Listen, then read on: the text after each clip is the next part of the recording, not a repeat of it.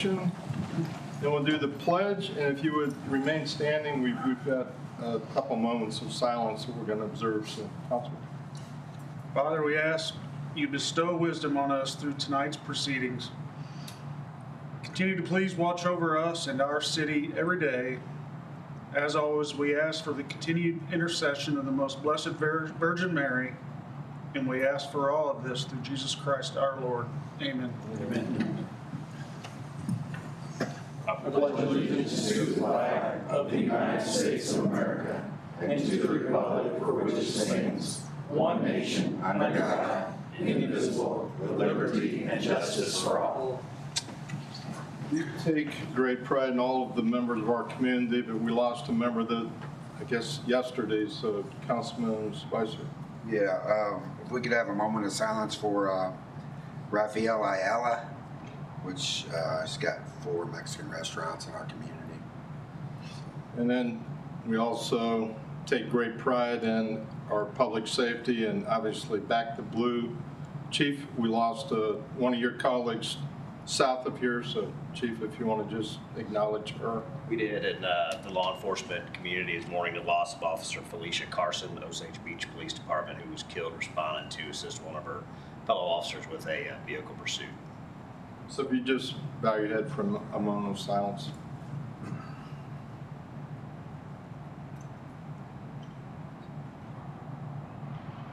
Thank you very much.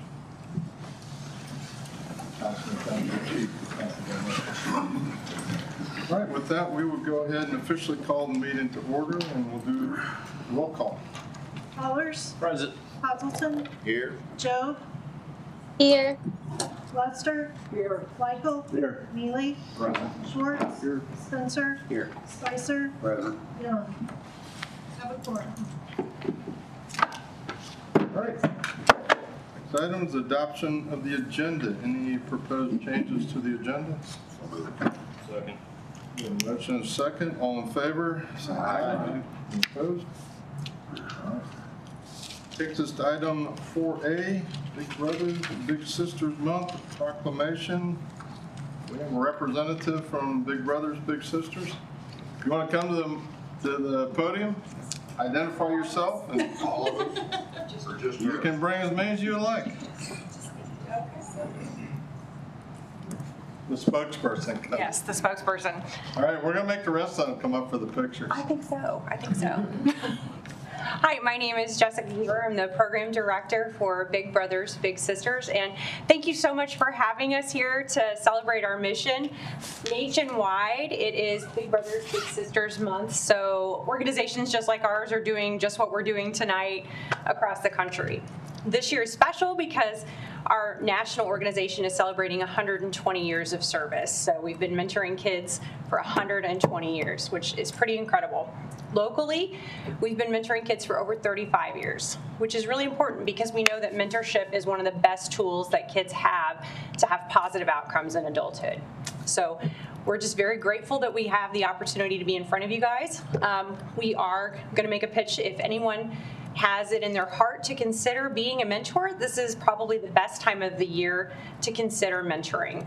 Kids are coming back to school, they're getting into their new routines, new classrooms, and mentorship just kind of fits right into that. So if anyone is available or interested in mentoring, we are actively recruiting.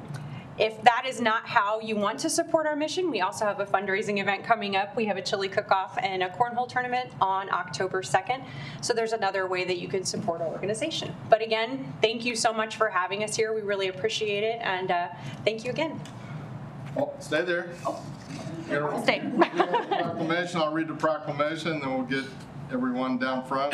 Council will join behind us, and we'll do a quick picture and just kind of commemorate. But proclamation says Big Brothers Big Sisters of Jefferson City is a youth empowerment organization that enables life-changing mentoring relationships to ignite the power and promise of youth in our community. And whereas investing in young people's future pays off with a social return on investment through improved economic health and social outcomes for young people. And whereas by changing the course of young lives, we shape our community, social and economic future. And whereas Big Brothers and Big Sisters of Jefferson City has created created over 160 matches each year by partnering with parents, guardians, volunteers, and others in the community to help youth achieve higher aspirations, greater confidence, and better relationships, avoidance of risky behavior, and educational success. And whereas the agency's goal is to encourage more volunteers to join the mentoring opportunities in Big Brothers Big Sisters school-based, community-based mentoring programs. Now therefore, I, Ron Fitzwater, Mayor of Jefferson City, do hereby proclaim September 2024 as Big Brothers Big Sisters Month. So thank you. Thank you. Anybody have a comment before we do a picture? All right, if you can coax your colleagues to come up, we'll do a quick picture.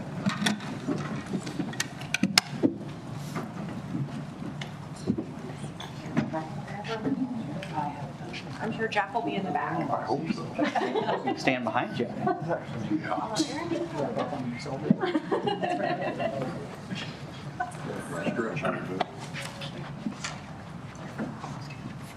Who would like to receive? Yes, you too. We have our little here. Back here. 1, 2, 3. Take one more. 2, 3. Great. Thank you. Thank you. Thank you. Very good. Thank you very much. It's my pleasure. Great job. Thanks. Always good to Miss Jessica again. You want your picture with it? Appreciate it. Likewise.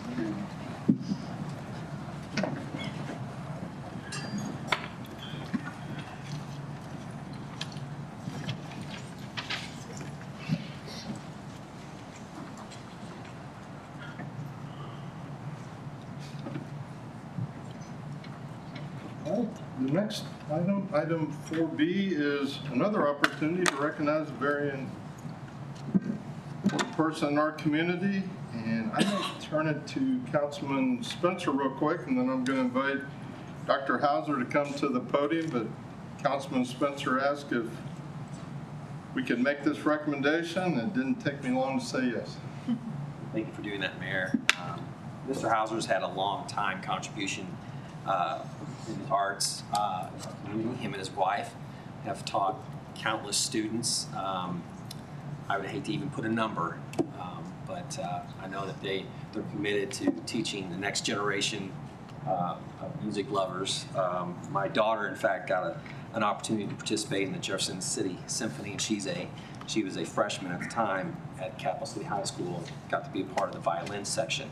So I really appreciate the opportunity where young students can work with seasoned musicians in our community, and they just take them under their wing and make them feel so much a part of that group. And I know you have a lot to do with that, and I was just amazed by your contributions to our community, and I just felt it was important to recognize that contribution. So thank you. We appreciate you being here. My wife has the musical talent in our family. She's a former piano teacher, and I much appreciate. So if you just introduce yourself, and you're more than welcome to make a few comments, and then I'll present a certificate and we'll do a picture. And I know you've got some very important people with you, so welcome. Thank you very much. Well, my wife Jan is here, my daughter-in-law, and our son, and I appreciate them being here today.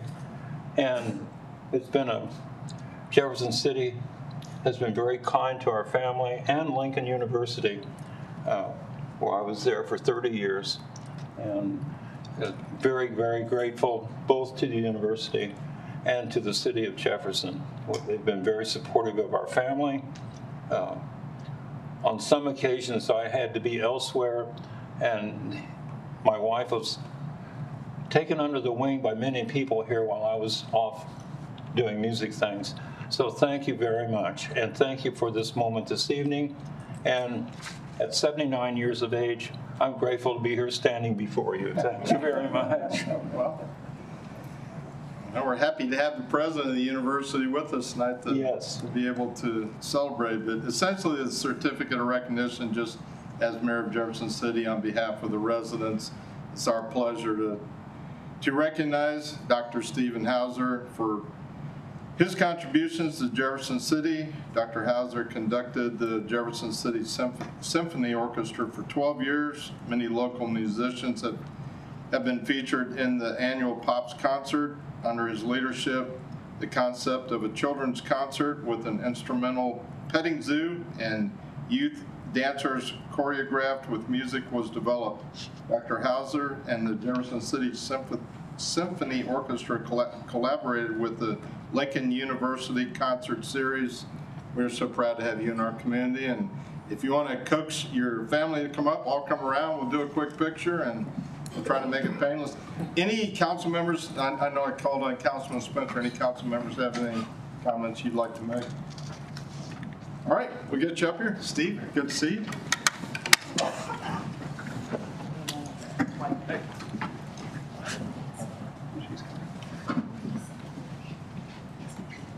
You want to just use her? Just give you my phone.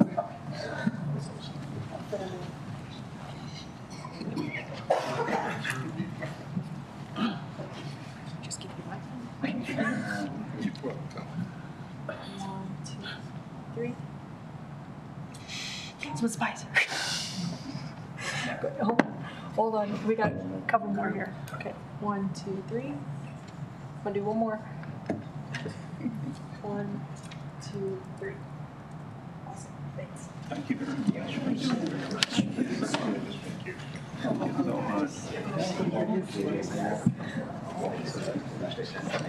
you so much. Thank you.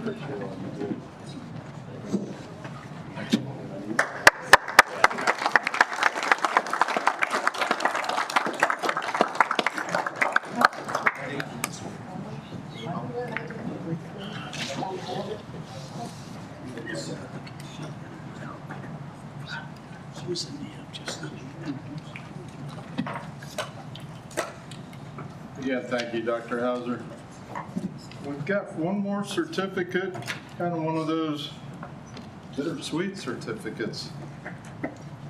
We've got Mr. Blake Siebenik with us. He's retiring from the city after 32 years of service. So if you want to join us at the podium, I think Mr. Marash was going to make some comments. I think they may have a plaque there for you that may be on round 2, but we're going to take it as. But Round 2 is better.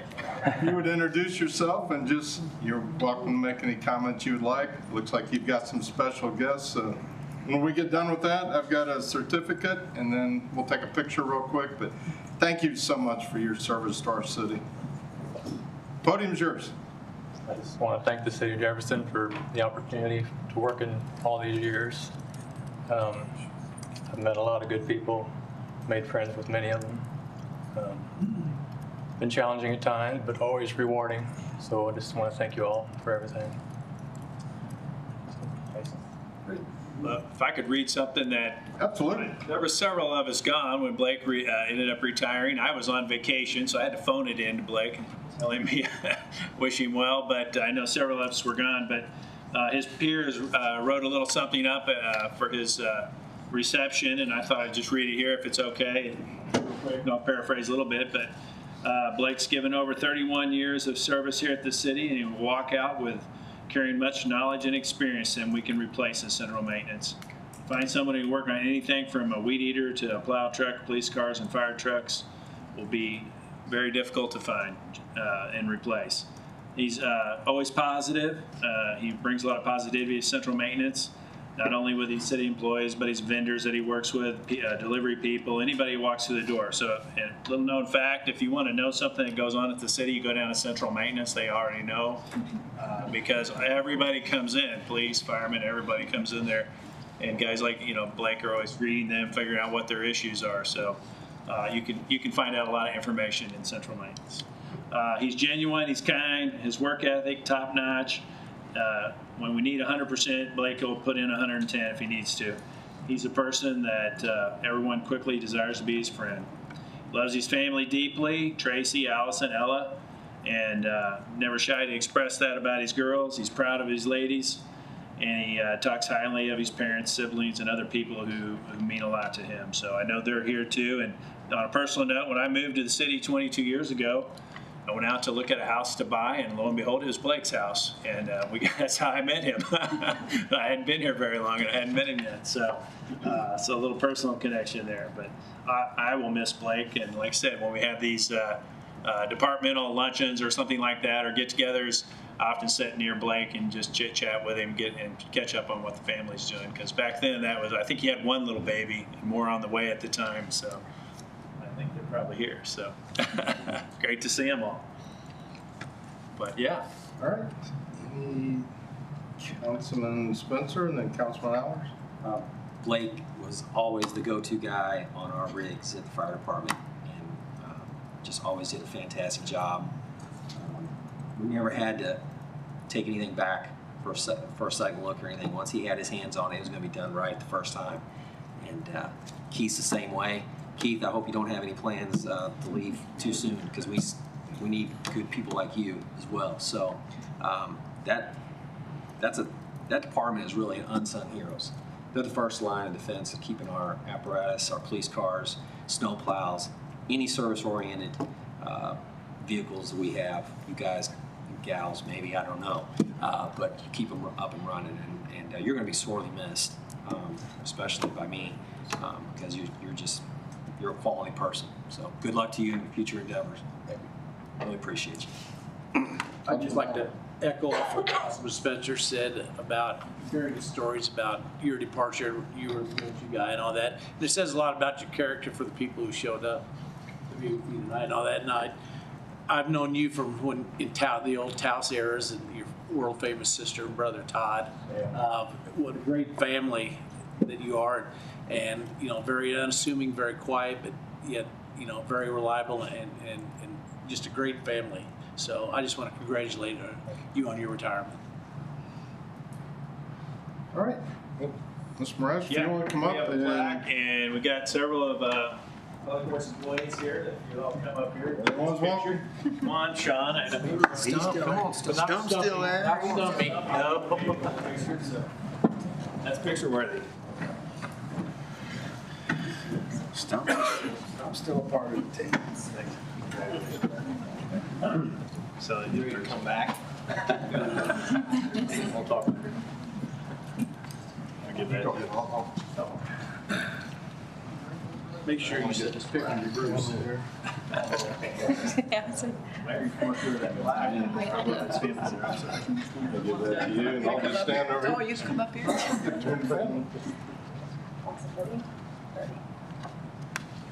One, two, three. Do one more. 1, 2, 3. Awesome.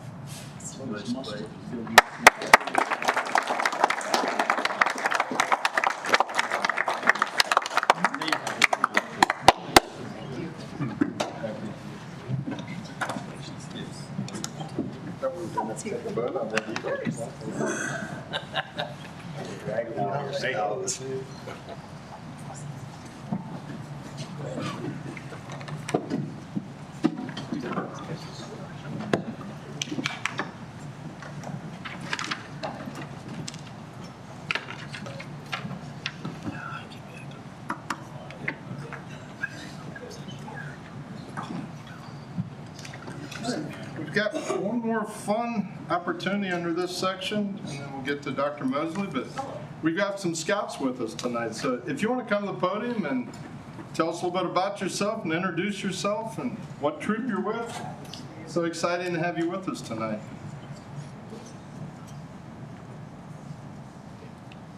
Meet a few of them right before the meeting started.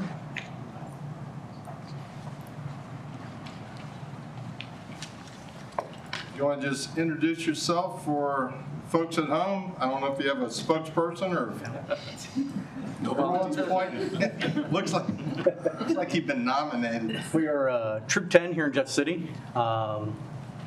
We are, as of this month, a combined troop.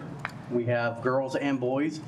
We are a pilot program starting this month. There are about 1,000 troops in the country that are doing the pilot program to see how well it works to have a combined troop. We did have a girls troop and a boys troop, but we're trying it all together now. So these are a few of our scouts working on a couple of their merit badges. They need to attend a meeting in the community, working on citizenship and community and communication.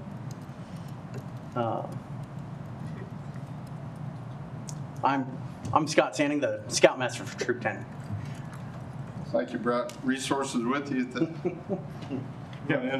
Owen Tolson, Assistant Scoutmaster for Troop 10. You guys want to introduce yourselves? Don't be shy.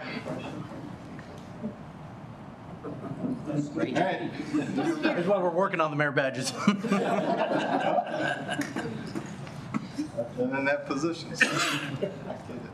Thank you very much. We hope you enjoy the meeting. We appreciate having you here with us and appreciate what you're doing. Appreciate you stepping out, kind of taking the pilot lead on this project.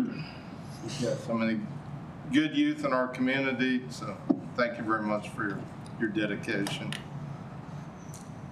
Anything else? Thanks. We appreciate it.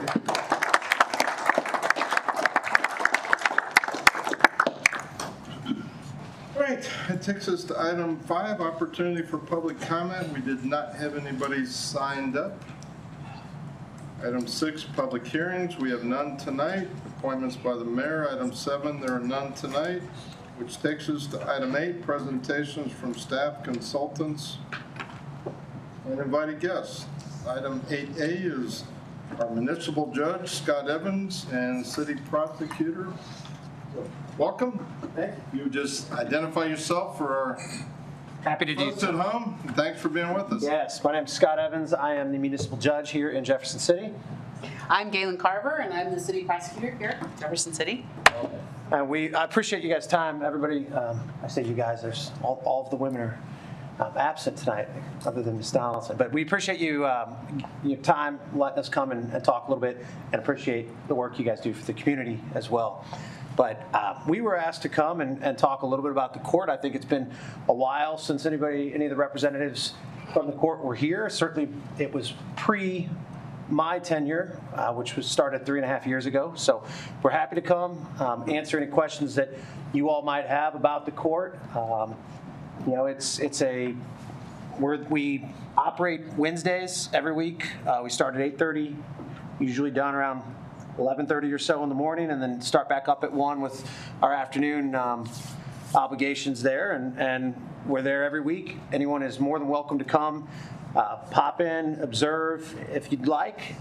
Any open invitation. You don't have to get pulled over to stop by. Feel free to come in on your own, all right? But if there were any questions that anybody had, we're happy to kind of dive into it a little deeper, or certainly willing to meet with anybody in private if you ever need to.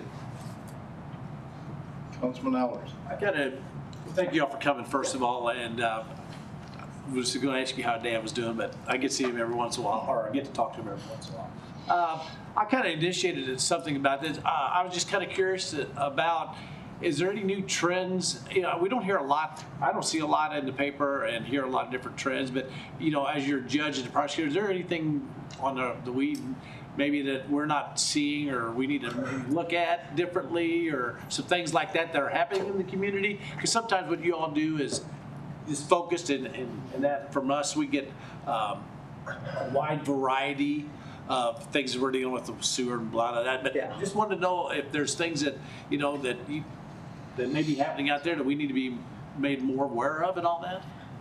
I mean, nothing that I can think of. I can tell you that, you know, we obviously take all traffic tickets that are issued in the city, and as well as any ordinance violations, which also could be misdemeanors and could be sent to the county prosecutor, but a lot of them will come to us, and so those are the main ones that we prosecute. We also do any of the dog one, like people that have dog off the leash, dogs that's barking, you know, the vicious dogs, dog bites. We get a lot, and ironically, even though that's a small percentage of our total case log, they seem to be the ones that go to trial. Yeah. Yeah, the neighbors that are upset with their neighbor's dog are, those usually make their way all the way to the hearing, so. And then we also do any of the city code violations, like the houses that aren't being kept up and all that. But realize that both the dog type, I call them dog cases, but both the dog cases and the ordinance code violations, they only really come to us after both the animal control and or the city people have done everything that they can. Like typically when we get a dog barking, they've gone out there and they've told, hey, your neighbors are complaining your dog's barking. Hey, your neighbors are complaining your dog. Finally, they issue a ticket. You know, like we have really good city staff. I just want to give them, because they work with people. They really do work with people to try to fix the problem, and then so we are almost sort of the court of last resort, kind of after they've done everything that they can to kind of fix it. Yes? And follow up too. I'm also kind of interested in the youth and all that. As far as, there are a lot. I don't know how I compare that. You know, I remember when Cotton Walker was the judge. I would talk, just know him, and we would talk about things happening about the youth and all that. If there were any trends and how, if you see anything there, or do you think it's dropped down with? Well, it has, because the statute changed to 18. So if they're under 18 or under, it's a juvenile matter. And so we don't see as many juvenile, shoplifting, those kind of things, because that goes through the juvenile courts now. It all goes to Pringer. But we do get, if it's a 16, 17-year-old and they're in a traffic accident or speeding ticket or something like that, those come to us. But the crimes, whether it's shoplifting, assault, or peace disturbance, something like that, that's all through the juvenile court. So we see a lot less of those type. Well, I was going to say about the driving and all that. I'd say a lot of them don't care to get their driver's license just for different articles I've read. I was wondering if that was correlated to Jeff City, and then how is our driving in town, and just well, when we see the youths that we see are typically they've been involved in an accident, or there's some sort of other factor that's related to the stop. We do have quite a bit of no license and driving while revoked and suspended, but that is typically older people, and we really try to work. We really try to motivate them to get legal, and we will work we will extend cases out, provide them information to the Department of Revenue, find a way to help get them, because we know the effect that a conviction of a driving while revoked or suspended would have, and it would suspend your license for another year. So we want people to be able to work, people to be able to get to schools and doctors and things of that nature. So we'll try to work with those, but that's typically older. The youths that we see come in, it's usually something small, traffic related, and a lot of times we try to offer, I don't, because this is the prosecutor's job, but Ms. Carver will offer different community service opportunities for these kids to avoid points on their license, because again, we know what a car insurance, and it's usually not the kid that's paying the car insurance, it's mom and dad. So we try to help out and, a little bit of payback to the community and help save yourself. We have, sorry, I didn't mean to. Go ahead. We have these community partners that come in on a regular basis. One of the main ones is probably Charles Jackson, but there's also people that come in from like Landmark, that especially if we do have a 16-year-old that came in and didn't have their driver's license, and they're like, well, I've been taking the test, I can't pass. They have this Landmark, or one of the companies has classes they can take, and we hook them up with that so that they can figure out what they need to do to take the pass the driving test and that kind of thing. If they need certain services, help finding a job. We also really working now too with mental health. We've got this partnership. We have a police officer that's specifically designated now to sort of homeless, which also means mental health. And I work with her on a regular basis, like, hey, I've got this homeless person, what do we need to do? And we're trying to work together to make sure that person is getting the treatment that they need. And because usually they're homeless because of a mental illness, not always, but sometimes. And so we are trying to make sure that they're connecting with services to help solve their other underlying issues. So I think we've really done a good job of reaching out and have community support in that way too. Thank you. Yeah, and touching on that with Officer Hitt, she's phenomenal. Not just being able to help these people that need help find some resources, but also her ability to interact with these people that are sometimes very difficult to interact with. She just does a really phenomenal job of working with the community and with the citizens that need some help. And she's been very beneficial, and happy to have her, and she comes to court, well, almost weekly. She's there pretty frequently, and she's really good about working with the community. So Thank you both very much. Thank you,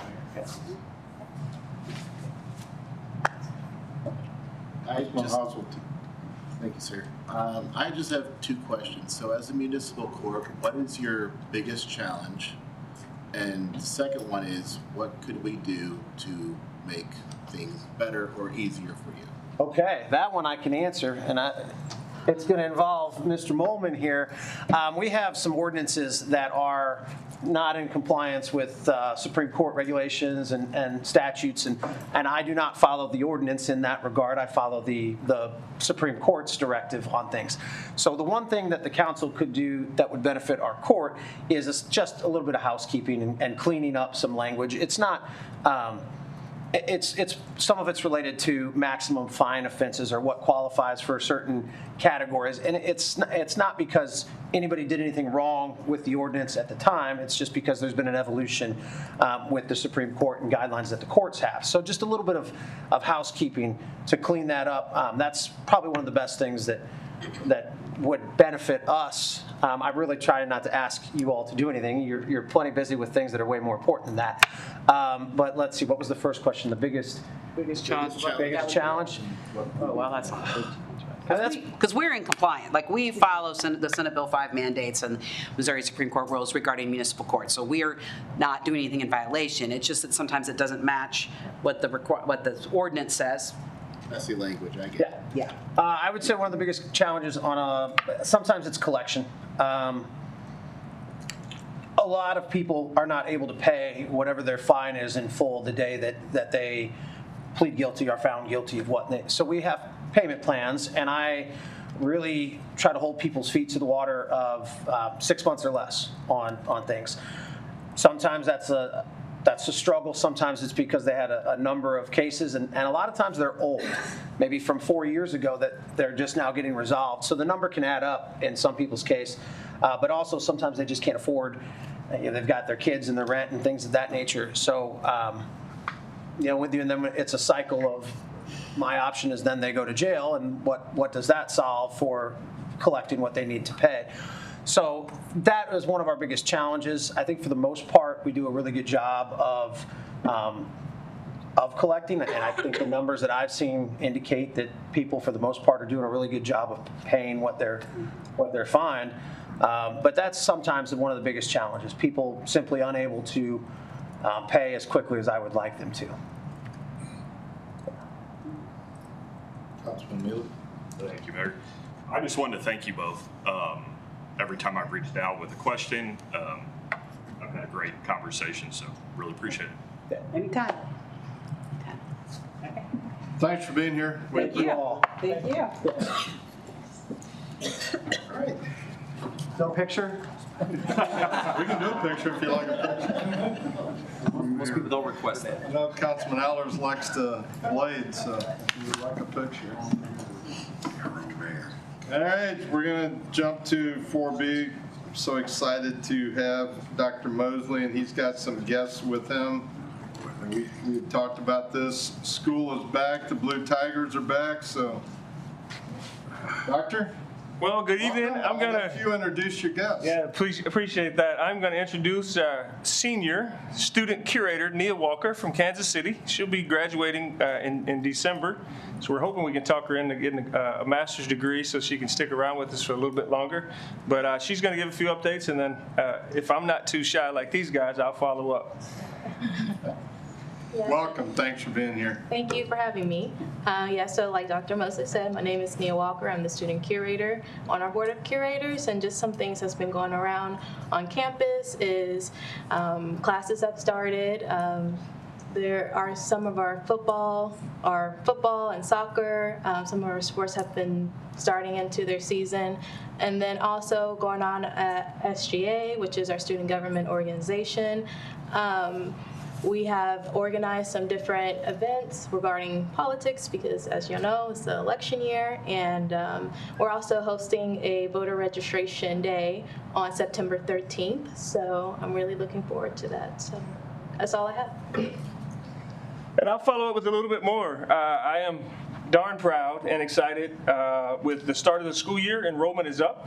Many institutions across our country are seeing an enrollment decline. There's been word and proof of an enrollment cliff that we're kind of at the beginning of. There's less students graduating from high school right now, but for us, we are seeing nearly a double-digit increase in full-time enrollment, which is significant. And so we are thankful that students are choosing to come to Lincoln. One of the big pieces of that is it won't be official until September 16th, but the data right now is showing that we are on pace for the highest first-year retention rate, which means freshmen that started in the fall of 23, the highest in 27 years, if we can hold for a few more weeks with that. And so extremely proud of the work that's going on by a number of people. First, the students that we're bringing in, and then the number of people, faculty and staff on our campus. And so I'm very proud of them. And a big part of that, too, is the partnership that we signed last year with State Fair Community College. And I know Councilwoman Young is not here tonight, or maybe she's online, but her role in that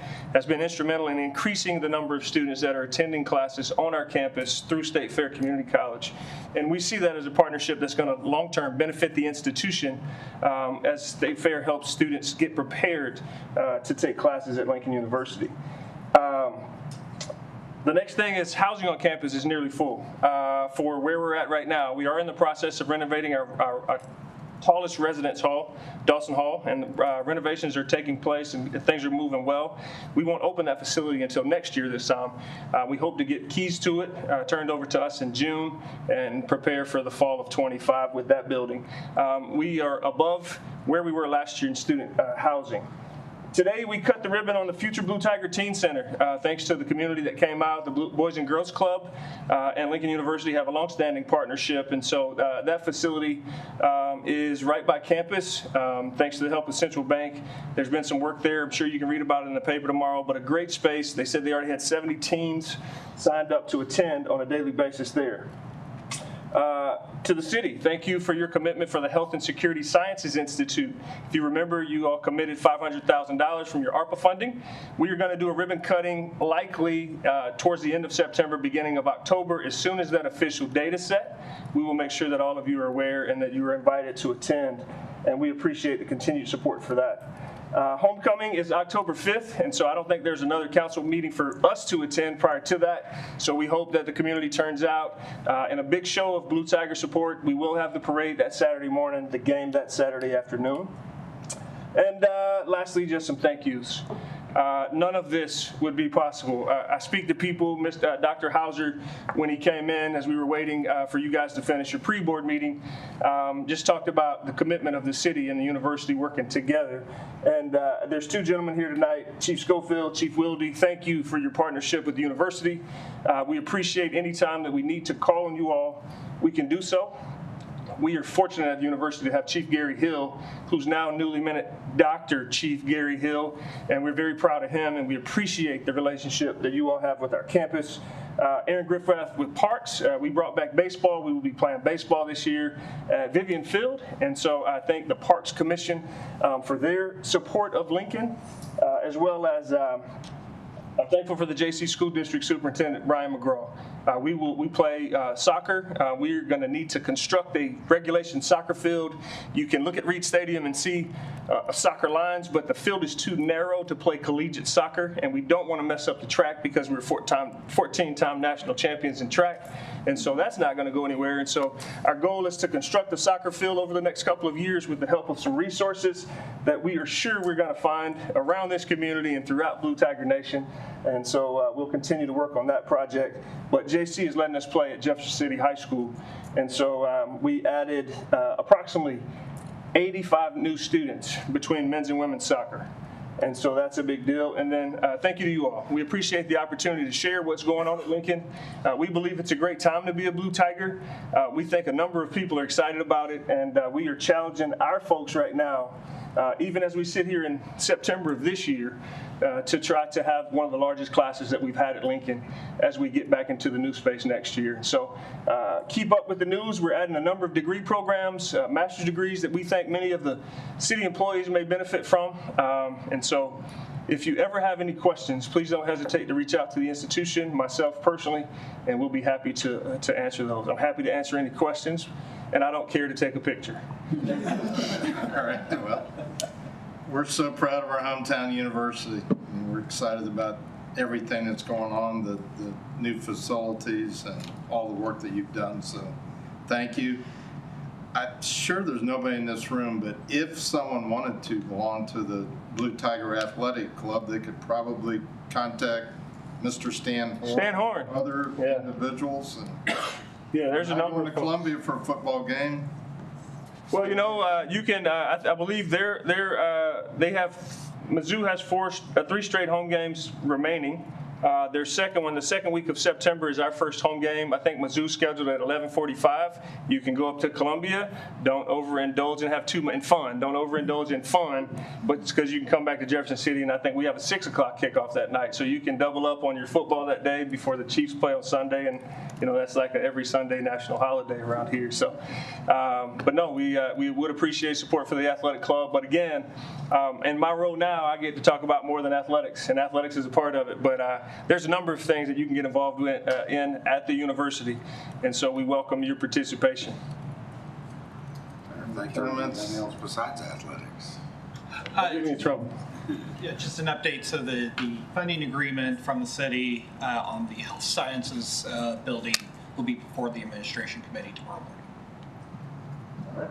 That's Councilman Spencer, then Councilman Allers. Councilman really had their hand up. Dr. Mosley, I just want to say thank you for everything you've done to open the doors of Lincoln University to the community. Really, for the first time that I've known and have, kind of kept up with Lincoln.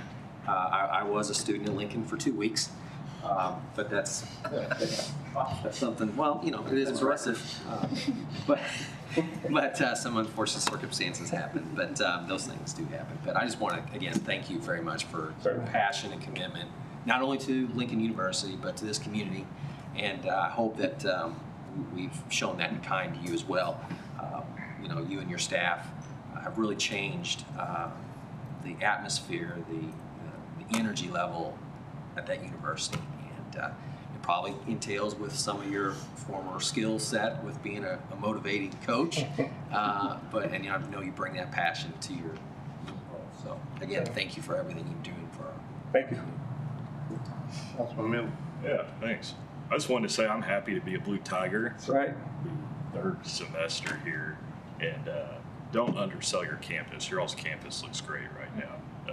Always does. So really awesome. The vibe on campus too, as I walked through the last couple of days, or I guess last week, I think people are happy.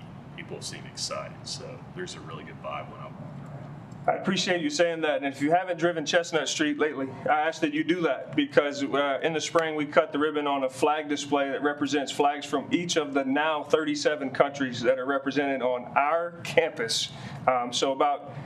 We hope to be close to 1,900 students total this year once we get dual credit in a few weeks, and to think that we've got 37 countries represented in our student body.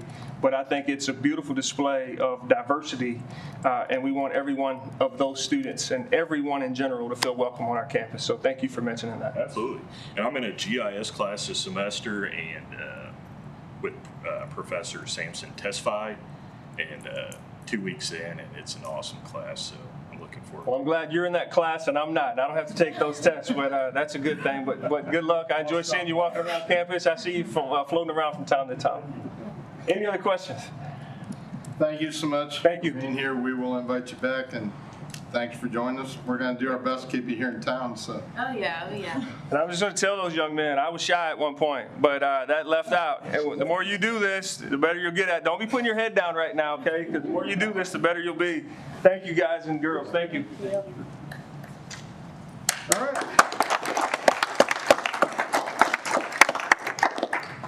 That takes us to item 8C, matrix study, final report. And Mr. Pennington, welcome. You identify yourself and thanks for being with us. Sure, thank you. Alan Pennington with the Matrix Consulting Group, and I am pleased to be here tonight to give you a summary of the final report. I did promise I would try to keep it to 20 minutes, and I'm usually not good at that, but I'm going to walk through it pretty quickly. But I'm happy to answer any questions that you have as we get through the end of this.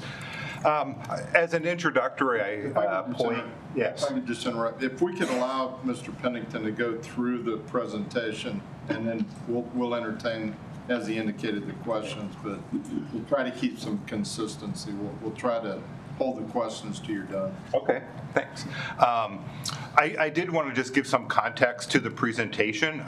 When we do an operational, organizational, and staffing study like this, there are a lot of positive things that don't get highlighted during this presentation. We're going to focus on those opportunities for potential improvements, streamlining, or areas where we feel staffing is at a deficiency and should be looked at in the future.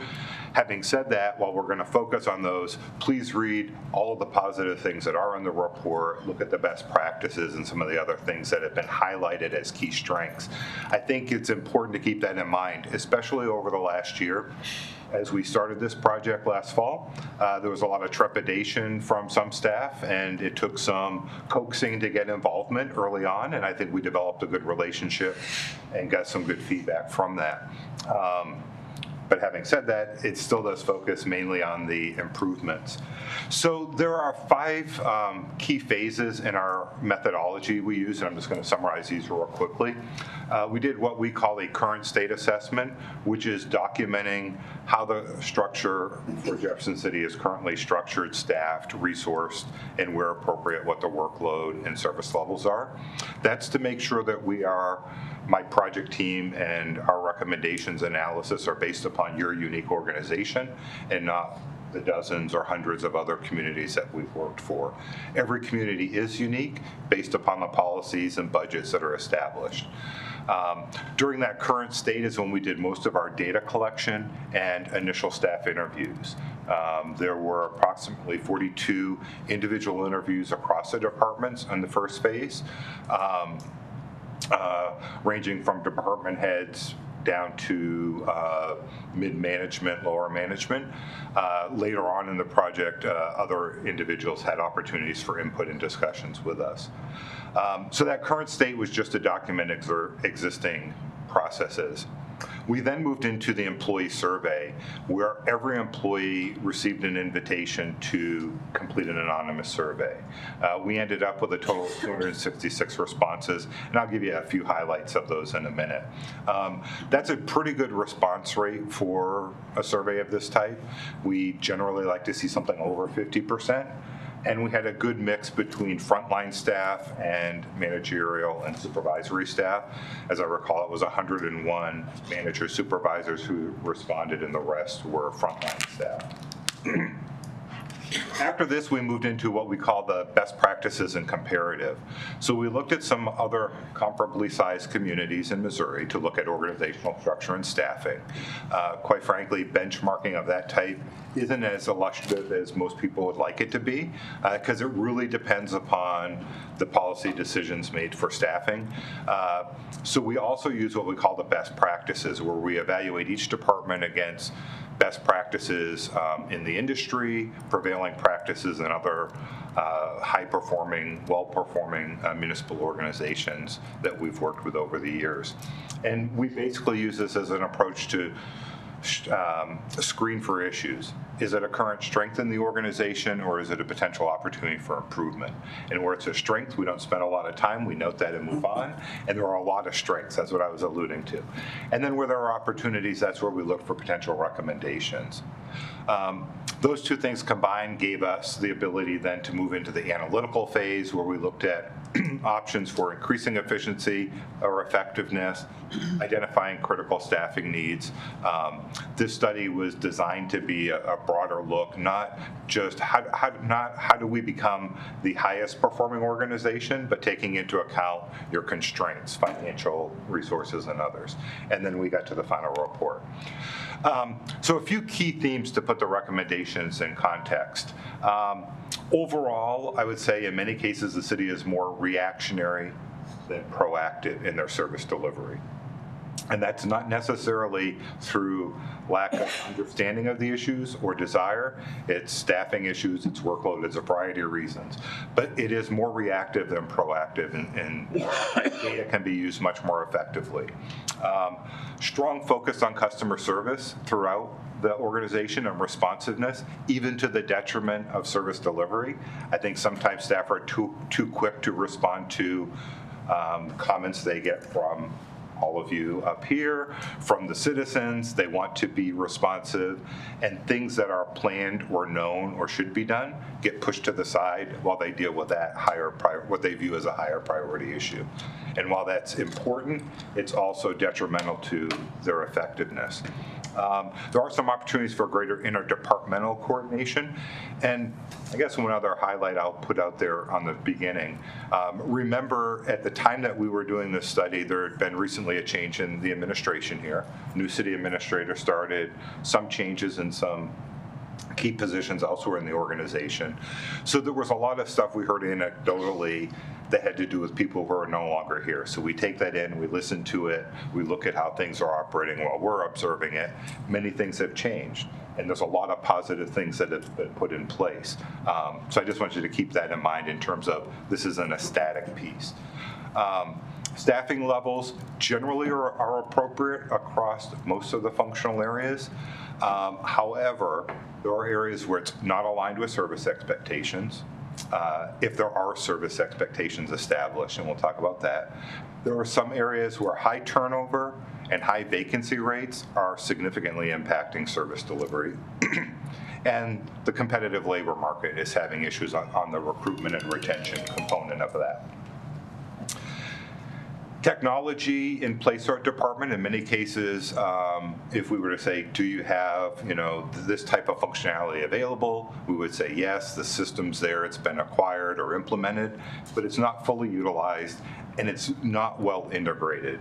So there are a lot of more standalone systems, the data is not shared, and not all the functionality that's currently available is used, and there are some opportunities to further improve that. And the organizational structure generally aligns with what we typically see in municipal organizations, with one exception. There are some improvements we're going to talk about, but generally when we looked at peer cities of your size, you have a much more streamlined organizational structure than most others in Missouri. Most have many more departments, so they have smaller departments and more people at the department head level. It's not a bad thing, but I just want you to keep in mind, you are fairly lean in the administrative director levels and high level positions. So that has some positives and it has some negatives that will come with that. I'm not going to read all of the employee survey things, but I did want to at least highlight this because this was really important to us to get broad feedback, and we got some great insights from staff. So 163 frontline staff, 101 supervisors. A couple of the biggest issues we heard were communication from top down and between departments. And this is principally coming from the frontline staff. So I know in the last year, for example, you implemented public information coordinator. You've done some things internally to sort of address, that employee engagement and communication efforts. I think that will help. More strategic planning, more sharing of information. People want to be connected. They want to know what that policy direction is and what the city's trying to achieve. Staff have a very high perception of their service performance, both in terms of the service level they're providing, as well as the workload facing them. And while they raised workload in a few issues, it was more related to staffing levels being maintained and filling up positions than inappropriate number of staff, meaning we don't have enough staff. There were a few cases of that, but the bigger issue was we don't have enough resources because there are these vacancies.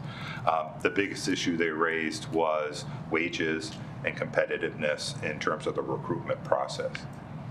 I'm not going to read all the disagreements and agreements here, but I put these in here so if you want to go back and look at this in the future, these are some of the areas of greatest disagreement or greatest levels of agreement. And I'll just run through them real quickly because these give you the broader sense. Processes aren't regularly reviewed for improvement. Departments are not working toward the same strategic goals. There's no well-defined process for new technology implementation. Cross-training is not encouraged enough. Staffing levels aren't appropriate for the work volume. The department effectively balances workload among staff. So on that one, for example, it's not that there's not enough staff, they're saying you're not balancing that workload equally. There isn't a process to raise or implement efficiencies, and we're not well trained on new processes or technology. So operational procedures and training were also a couple issues we heard a lot from the staff, more on the front line than the policymakers, because the frontline staff are the ones who are generally charged with implementing those. So the recommendation slides I'm going to go through, I've tried to group into some major categorical areas so that you can sort of maybe wrap your head around them quicker. And I've done that by organizational structure, operational changes, and then staffing issues, rather than department by department. So there are several organizational structure changes. And let me just say, when you're looking at organizational structure, there is no standard anywhere. It evolves over time. There are some typicals, but there are three things that, if you want to consider them, would require a charter modification. So we wanted to bring those up and highlight that for you, because we feel strongly that you should consider them, but that's a policy decision and it's something that takes broader public input. The three things are establishing the city administrator as a city manager, principal change there from an operational perspective is greater oversight and control over department heads, appointments, dismissals, et cetera, and helping you set yourselves up for more focus on the policy decisions and administration. And I'll tell you why I think that's important in a minute. Establishing the city prosecutor as an appointed position with the city attorney's office, and establishing the Parks, Recreation, and Forestry director as a core city department rather than the approach you have now. In looking at other Missouri communities, I will just share with you on those second two, it's probably a 50-50, 60-40 split, depending upon which communities you use. The reason we thought they were important to bring up is it allows you to treat all departments the same, to better utilize resources, to further integrate people into some of the other things we're going to talk about in terms of consistent practices, reporting to one individual. If you don't do them, it's not a negative, it's just we think there are benefits as outlined in the report you can get from this. One area, while I said you are more streamlined as an organization than many others we looked at, we have streamlined you a little bit further in recommendation by recommending an administrative services department. Our thought was there was a need for a little bit additional resource in the HR area, and we could accomplish that by eliminating a director, taking a position from part-time to full-time, and because of the size of those three departments, it wouldn't be inappropriate to have them grouped as administrative services. And there are other models, including in Missouri, that use that. It is a different mindset, but it focuses more on internal services to the other departments. We have recommended that you establish a position in the finance department as a centralized grants function. And I do need to apologize for one error in the report, which I have revised and will distribute back out to you. We are not recommending moving neighborhood services division from planning and protective services to finance, only establishing a grants function in finance to ensure that the policy you have for grants is fully implemented and followed, and that there's greater oversight on the financial side, both the reporting, the financial internal controls. It doesn't change departments implementing grants or being responsible for how they're administered on a day-to-day basis. It does change how we report on them, how we pursue them, ensuring that, if there are matching funds, we have a process to make sure those are planned for and all of that good stuff. A couple other quick organizational structure recommendations. We have recommended a facility maintenance division within Public Works and looking at either outsourcing cemetery maintenance or moving that to Parks, Recreation, and Facilities. There are a bunch of operational recommendations, and I've tried to highlight the most important ones. And one fundamental change, it is intentionally listed first, is trying to create a greater tie between your annual budget process, which I know you're going through now, and future resource allocations. And we're recommending that as part of that in the future, that there be established annual work plans for the department. So they're committing to you that if these resources are allocated, here are the services you're going to get. And I'll explain a little bit more why we think that's important, but in summary, it's because you have had a lot of studies done in the past about infrastructure maintenance, other things within the organization, but this stuff is not fully integrated into current planning efforts or being move forward as appropriately as possible.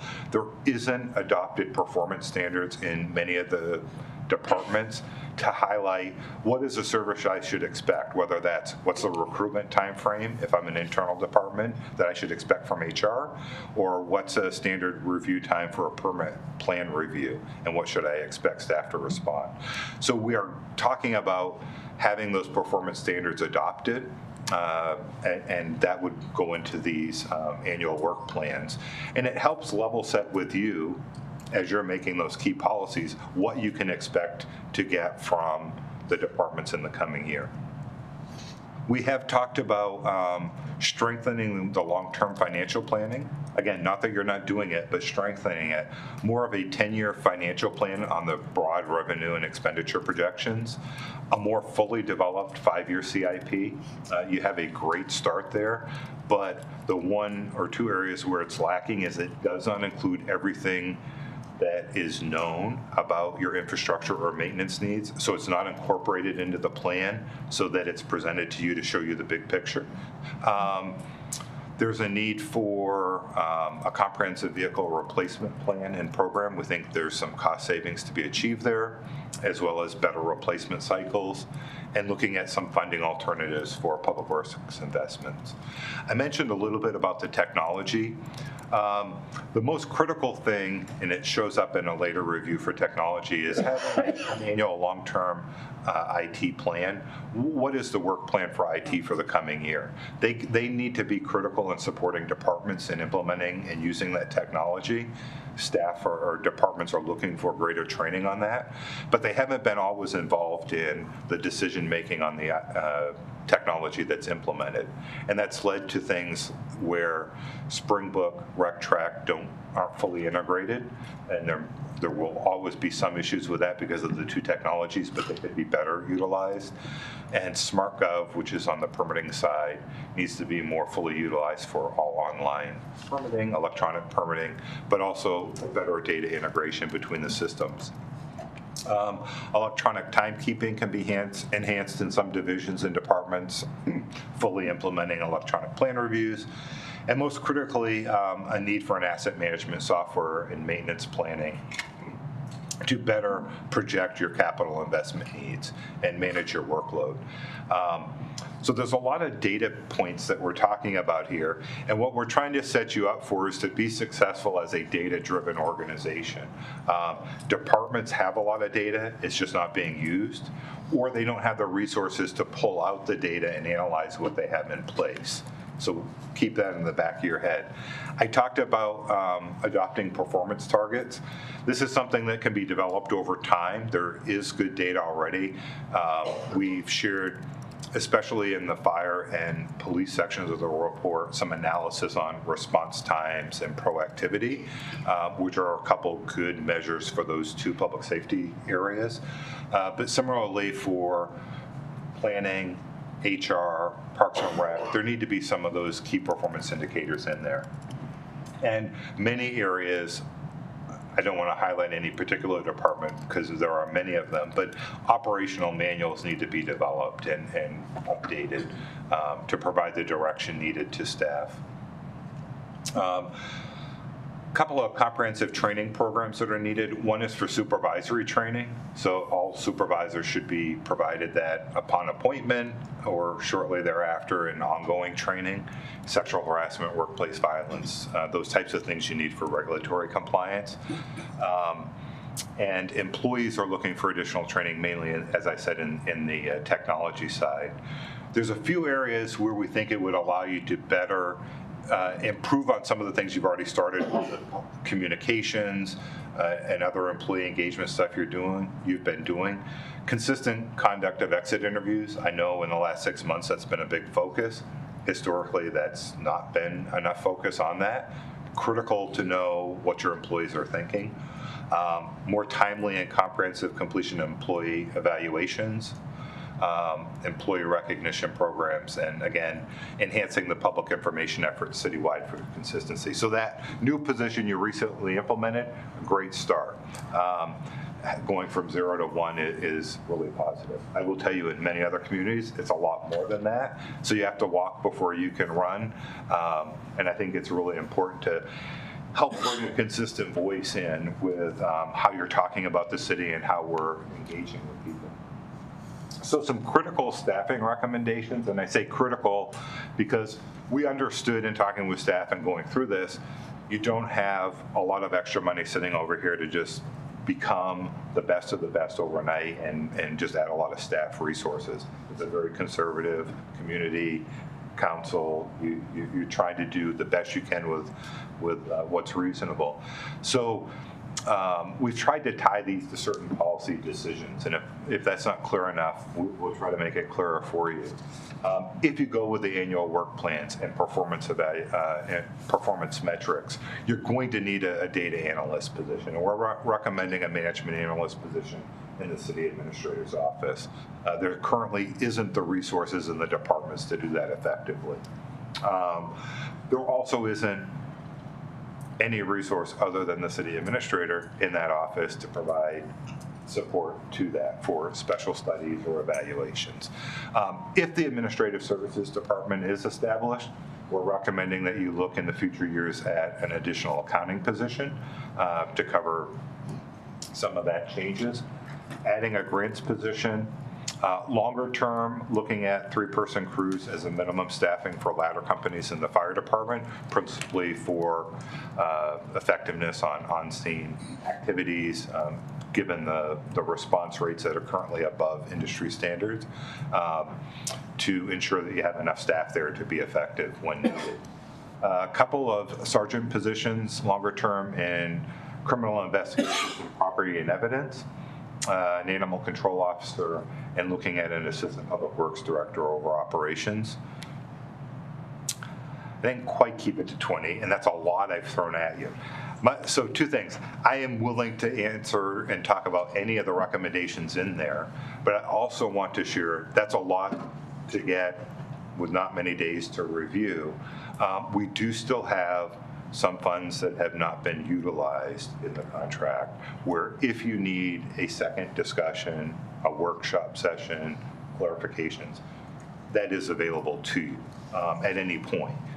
We're always available for questions, but I'm highlighting that if, and you said we want to spend some time, do some prioritization, and maybe dig into some areas in more detail, we can support you with that without asking. We're not going to be asking for additional funds, is what I'm saying. So with that, I'll stop talking and turn it back to you.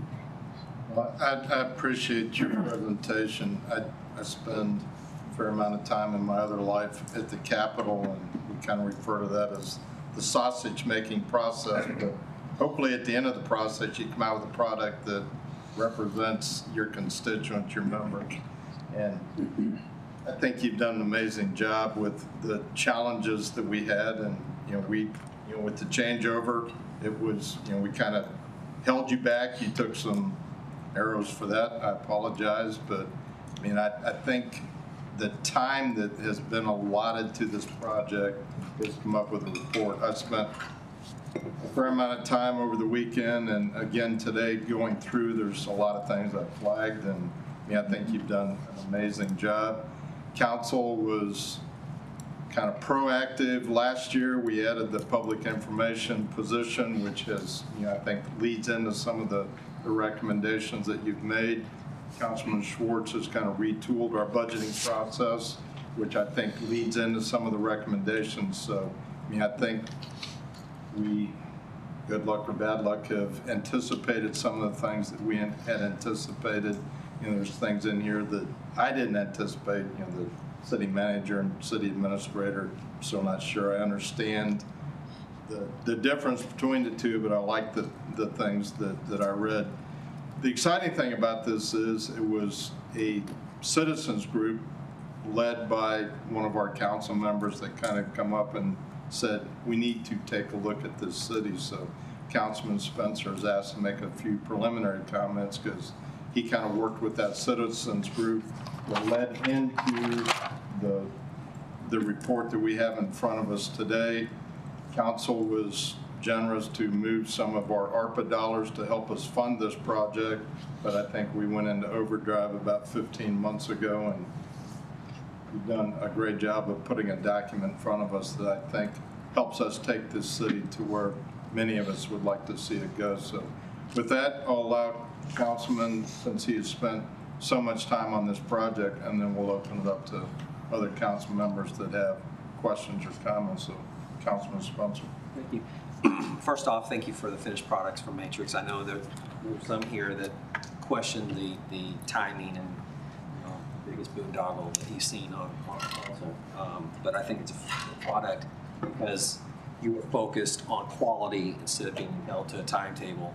And some of that was our doing, quite frankly, with some of the prior comments that we've talked about with changeover in city administrator. But I know this was a little bit of a unique process in that normally you do have more of a interaction with a lead person within city government, but you had a lot of interaction continuously with the citizens group, which in hindsight is the reason why we kind of focused in that way, is that we wanted this to be a third party, unbiased, survey, study, and product in the end. And a lot of times, people have concerns that it'd be tainted. It wouldn't have a real independent review process. So that's why I was, pretty much adamant about having that citizens group continuously from start to finish of this process. And I really appreciate you continuously getting them involved and on the loop of how the process was playing out. And I'm real pleased with it. The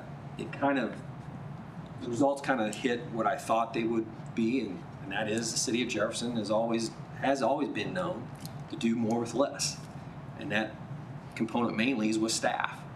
And so I think I'm glad we have our information, community relations information department to hone in on that, to really let the taxpayers know that they are getting a lot of service and service delivery with the staff that we have. And I think previous city council did a lot of the heavy lifting to get this ushered in, and now as elected officials, this current council, this current body is going to have the tough part of making these implementations and finding the funds to make these implementations. So I really appreciate, again, your organization and giving us a quality product. Thank you very much. Questions or comments, Councilman Ellers?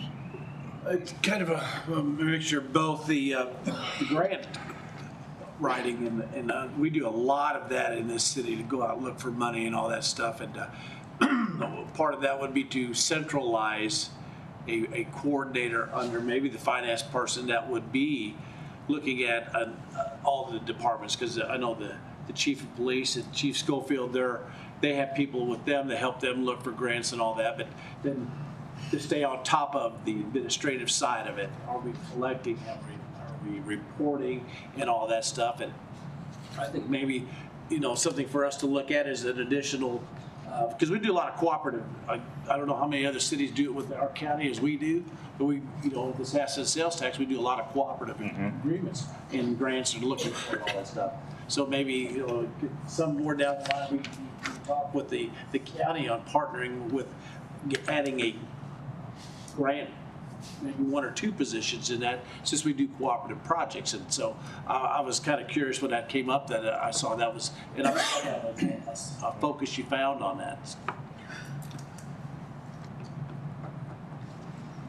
I know Mr. Crane, I just had preliminary discussions. I mean, I think there's a lot of data in here we're going to have to absorb as a council. I mean, the project kind of sets in admin, but it's going to demand the input from the entire council as we move forward with some of these recommendations. But again, Council Hazelton, do you have a comment? I had a question. Go ahead.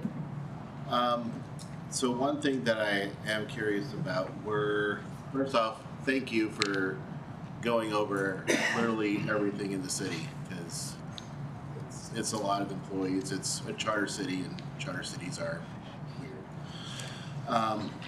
One thing I was wondering, did this study at all address whether there was duplication of services like health, food inspector, other things between the city and the county or other governmental organizations that are local here?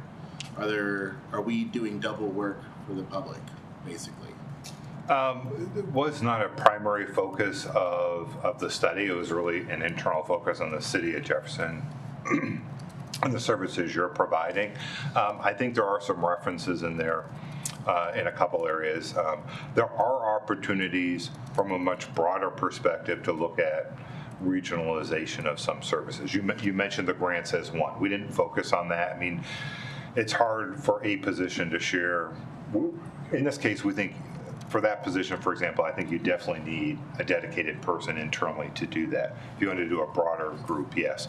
We didn't look specifically at, for example, the health in that area. There are some things where, for example, services such as 911 are always better. I won't say always. The industry norm is to centralize, regionalize wherever feasible. Most states, not all, but many states have been pushing legislation over the last decade that is forcing that issue. And it's principally due to it's not duplication of service, but there's cost efficiencies with broader areas. There is some service level impacts in terms of the telecommunicators do not know the community as well if they're doing it countywide. They're not going to know every component of it. They're not going to know all the employees as well. So there are some trade-offs there. But most of those services, animal control, those type of things can be done. Most of your services are what I would call core services. Most of the public works functions, the permitting, obviously your internal services, Parks and Rec. Obviously you can do regional Parks and Rec. There aren't that many models in this region of the country where that's a broader thing. So we didn't focus as much on that as looking more internally of how can we help you set you up to gain what you were really hoping, which is long-term efficiencies and effectiveness. I think there was a small group that were hoping we were going to come back and say the organization is bloated and here's 30 people you could just get rid of. It's not the case. If we were doing a best practices organizational review of how to be the best of the best, we would have had a lot more recommendations for areas to increase services. But most of the services you're providing at a comparable level. The biggest, I think, downside, and this is why we hit the data piece so hard, is while even in the areas where you have good data, you're not using it, or we don't feel it's being presented to you to make the policy decisions to then direct what the service level should be. Because then you can make the tough decision that I want to reduce this service and we'll move those resources over here and address this area of deficiency or this area where we want to increase it. And if that data isn't packaged up and presented to you in that way, none of you get to have that policy voice or that policy decision. And that's where we think that can help you. The annual work plans, keeping performance standards in front of you and talking about how that links to the budget and the resources you're allocated. Something as simple as, and I think you address it or are addressing it in this year's CIP, but historically, you've allocated a pot of funds for pavement, for example, but it hasn't always been really clear exactly what streets are going to be paved. And that's all should be guided from your pavement management index and the research you've done, and has been, but it isn't always committed to. We're saying those things feed into the documents that when you adopt them, it's pretty clear. Here's where these investment or resources are going to go. So that the community understands what they're getting. If there are issues about equity or different neighborhoods in the community, you're talking about that during the budget process, not during the implementation process, which is, I think, more appropriate for you to be spending your time on at that point. So, long answer to a short question.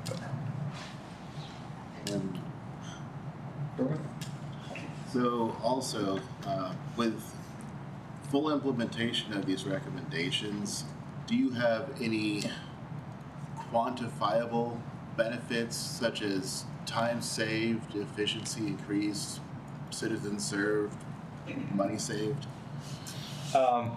Really good question. Answer is no. Most of the efficiencies are going to be in staff time saved if we increase on the technology utilization and get rid of some of the manual processes and better integrate the data. In some cases, the implementations are probably going to put a larger dollar in front of you. So a better handle of your assets in terms of implementing the asset management system, it's not the cost of the software. It's having everything in there, knowing what all the maintenance requirements are for your existing infrastructure is going to spit out a number that you put into your CIP that is, I believe, going to be much higher than what is currently in there.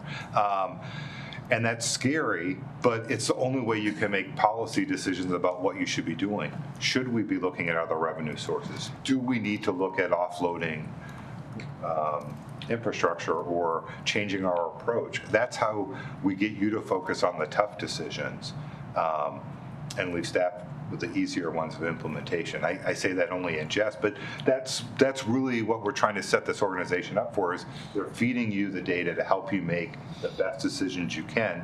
Once you make those policy decisions, their job is to go implement it and do that as effectively as they can. So there are some efficiencies with better technology, better use of data, but it's also probably going to increase some costs that will show up mainly on the capital side. Obviously, there are some costs with the positions that we've talked about if you were to implement all of those. And that's why we looked at when we, for example, identified this opportunity to look at the administrative services thing. I'm like, I'd rather have more resources put to the frontline services and only one person as a director. Because we had some internal discussions with our project team is, if we went by prevailing practice in other entities, we'd probably have an IT director, a finance director, and an HR director. And I could support it with the data. I could say the data says this is what everybody does, or the majority does. In this case, we felt this approach can work if you want it to work. It then allows you to put more resources where they're more greatly needed, which is on the frontline services in those areas, as long as you have one person at the top that is focusing on the strategic issues. So they're not in the day-to-day transactions, they're HR strategy, financial strategy, and IT strategy. That's how we try to set that, something like that up. Thank you so much. I mean, sure. Again, a lot of work that you put into this. Councilman Neal. Thank you, Mayor. Thanks, Alan, for that Sure. report. I just had a quick question, and it's on page 69 of this report. I'm just wanting to make sure I'm not missing something. I'm not trying to point this out, but it talks about Portland. Is that for our city, or is this a city has implemented an asphalt pavement management program? However, one is not in place for Portland cement infrastructure.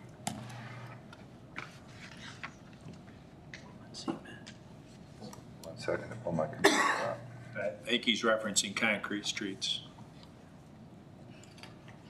Type of cement. Yeah, Portland cement. Yeah. Okay. Yeah, so that's the issue where that the great information that the department has regarding the need to maintain the concrete streets and curbs and gutters and sidewalks. Great information. It just hasn't been fully integrated into the CIP because there isn't a funding source, there isn't the availability. And that's where we're saying, put it all in there and treat me delicately on this, but then put it in front of you and say, I was going to say dump it on you, but that's sort of what we're saying is, here's the big picture. I mean, we can't sugarcoat it. You need to know what you're facing so you can help make those tough decisions. You know, some of these things are easier said than done. I do want to point that out. Just establishing a grants position is really important, I think, but it also means working with departments to realign. How does that work, you know, departmentally? How do we share information? It's financial oversight. Departments still have that operational requirement. If you go with the management analyst and the data-driven approach, departments still own the data. They have to make the decisions about how they're going to use that. But they need somebody to support them and say, I got a data guru who can finesse it, massage it, and tell them here's what it is. Then they make the decisions with that to present to you to say, all right, if you want permit processing times to be 2 weeks to be responsive to the development community, here's what it's going to take to us in terms of resources. If you're okay with a 4-week turnaround time, here's how we can provide that service to you. Those are the decision packages we're trying to help them set themselves up to provide back to you. Yeah, I think the infrastructure maintenance, the management program is on point, as are the work plans for the departments. You know, I mean, that's a somewhat standard industry process, at least in my experience working for agencies. So that's a good point. I found a lot of I read the report today, and I found a lot of the things that we talked about to kind of come back full circle. And a lot of things that you told me that other council members have relayed to you kind of come back full circle as those recommendations in the report. So it's good to see that at least what we're saying is getting back to us. And, you know, I know sometimes, especially for me, you may know it, but somebody may have to tell you about it, at least sometimes. How it may work on. I am more than 50 miles away, so that gives me extra credence. But I also do want to highlight, many of your staff also told us these things. They have a lot of good information. They know what they need to do. It's not as easy for them sometimes to push back. I mean, I said they want to be responsive. They want to meet high customer service levels. Sometimes that's to their detriment when they should say, no, we can't do that. You didn't budget for that. We didn't resource for that. Otherwise, we do the best we can. And so I appreciate it. I think all of our conversations with council and with department heads were really great. There's a lot of positive here. And that's why I started off by saying, we're going to focus on changes. We're going to focus on where you're not meeting something. Don't lose sight of all the good stuff that's there. And even in the roughly 9 months, 10-month period we've been working with you strongly, it's changed since that time for the positive. And that's, I think, worth noting also. In some of those things that you pointed out, especially with staff and, grant centralization and finance, and a lot of these ideas that would require resources, oftentimes these studies that the city pays for will identify those types of things, and those are great. And then what we end up in the city really struggling with is finding the additional resources to meet what these studies are telling us. So if there's any hesitancy, that certainly is part of it. But we have to make sure that some of these good ideas for implementation are brought to fruition. And certainly we're going through our budget right now. Budget process, you probably know right now. This is probably not something we're going to be able to get done right away, but hopefully we can work together and get some of these things accomplished. I told you in our interview that data-driven work is really number one for me. You know, let us see the data. Let us see it in a way we can visualize it and make sense of it. And you know, coming into this study, one of my considerations for not supporting this study was because we hadn't really done any of the kind of freebie stuff beforehand, you know, with like monkey survey or those types of things. That certainly doesn't discount the work of your company or what you presented to us tonight. But, you know, that was some of my hesitancy is trying to find some of those things that would be lower cost before we moved into this type of thing. But thanks for your time. Definitely understand that. And I will say I mentioned that, you know, if you need further assistance or have questions, don't hesitate to reach out. We did give you priorities and timeframes for each recommendation. They may be aggressive. We tried to spread them out so that it's not saying you have to do all this in 1 year and put them over multiple. It's okay. I'll tell you from other organizations, what's most important is they have the discussion and say, here's what we want to implement. Here's the time frame we want to go, and we have something to work off of. Even if that's 3 years, 4 years, 5 years, there's something that you can use as you go through future budgets to guide that. So it doesn't have to be all tomorrow or we failed. You have to find what works right for you. Councilman Spencer? To piggyback off of Councilman Hazelton's question, initially I tried to encourage the county to walk this journey with us in a unified effort, and it just didn't work out on the timetable. But you know, maybe in the near future, the county would participate in an exercise like this, and then we can merge our two documents together and then have them go back and reevaluate both documents and see if there's any of those duplication services that we could hone in on and eliminate, because I think there are some ways that the county and city could work better together. It would be nice to save time, money, and resources together, yes. Absolutely. Thank you. Thank you very much. Well, thank you. The challenge is, as you well know, to not allow this document to join others on a shelf and collect dust, but that you folks, we as a council, decide to make the tough decisions. But as you know, a for-profit company can be data-driven, make decisions, move forward away from the spotlight. Sometimes city government, when you get emotions involved with the data. So council's gonna have to decide if we're gonna use the data and really be data-driven and make some serious decisions, or if we're gonna allow outside factors to input. And again, I think the direction that Councilman Schwartz has brought to the beginning of the budget process, changing from the way it used to be to a new model. I think the things that Ms. Bryan is doing in trying to be a more transparent government, communicating some of the changes on our website, making sure that citizens understand why council's making those decisions.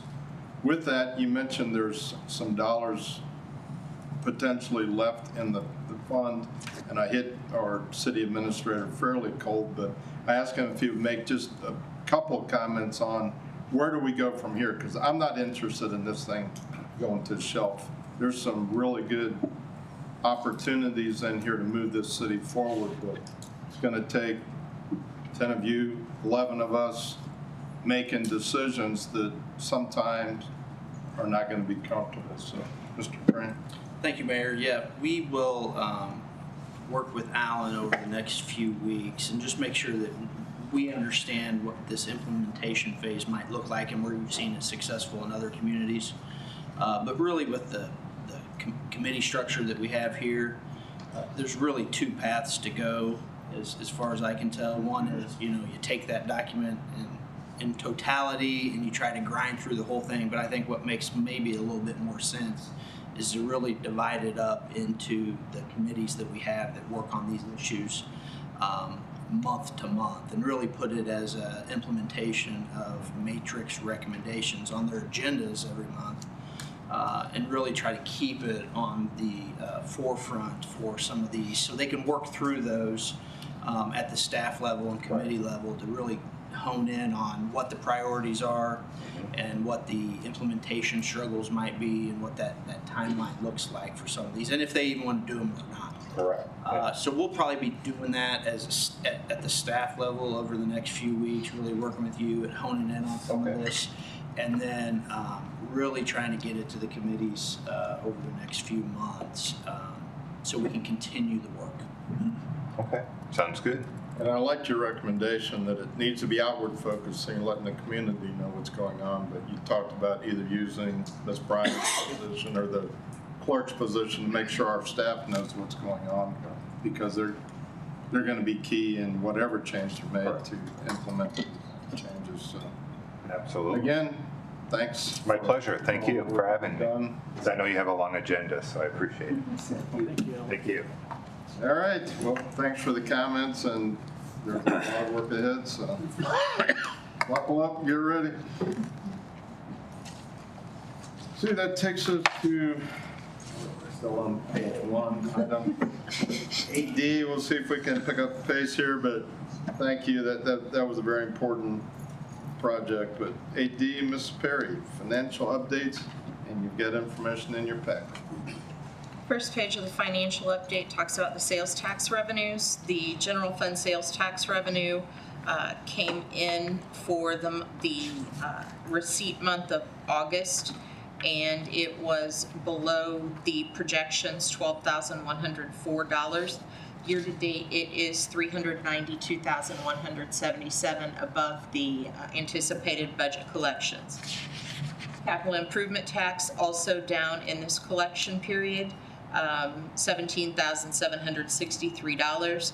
It does still have a year-to-date over the budget of $72,153. Parks came in slightly above the anticipated collections, $9,469. So year-to-date, Parks capital improvement is $286,329 over the budget. And then the public safety tax, also below projections, $5,399, leaving a year-to-date overage of $33,107. As we've talked about, we'll continue to monitor these as we kind of get here towards the end of the fiscal year and hope that we stay to the good with the over collections that we have so far.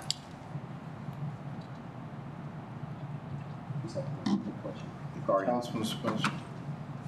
So historically, has this been a consistent time of year that we have gone down in collections? Historically, there seems to be no rhyme or reason to how that works. So I know that, we've had a few months that have been short, but there is really no cyclical pattern that I can find in it. So we'll just keep monitoring and hope for the best there. I know you will.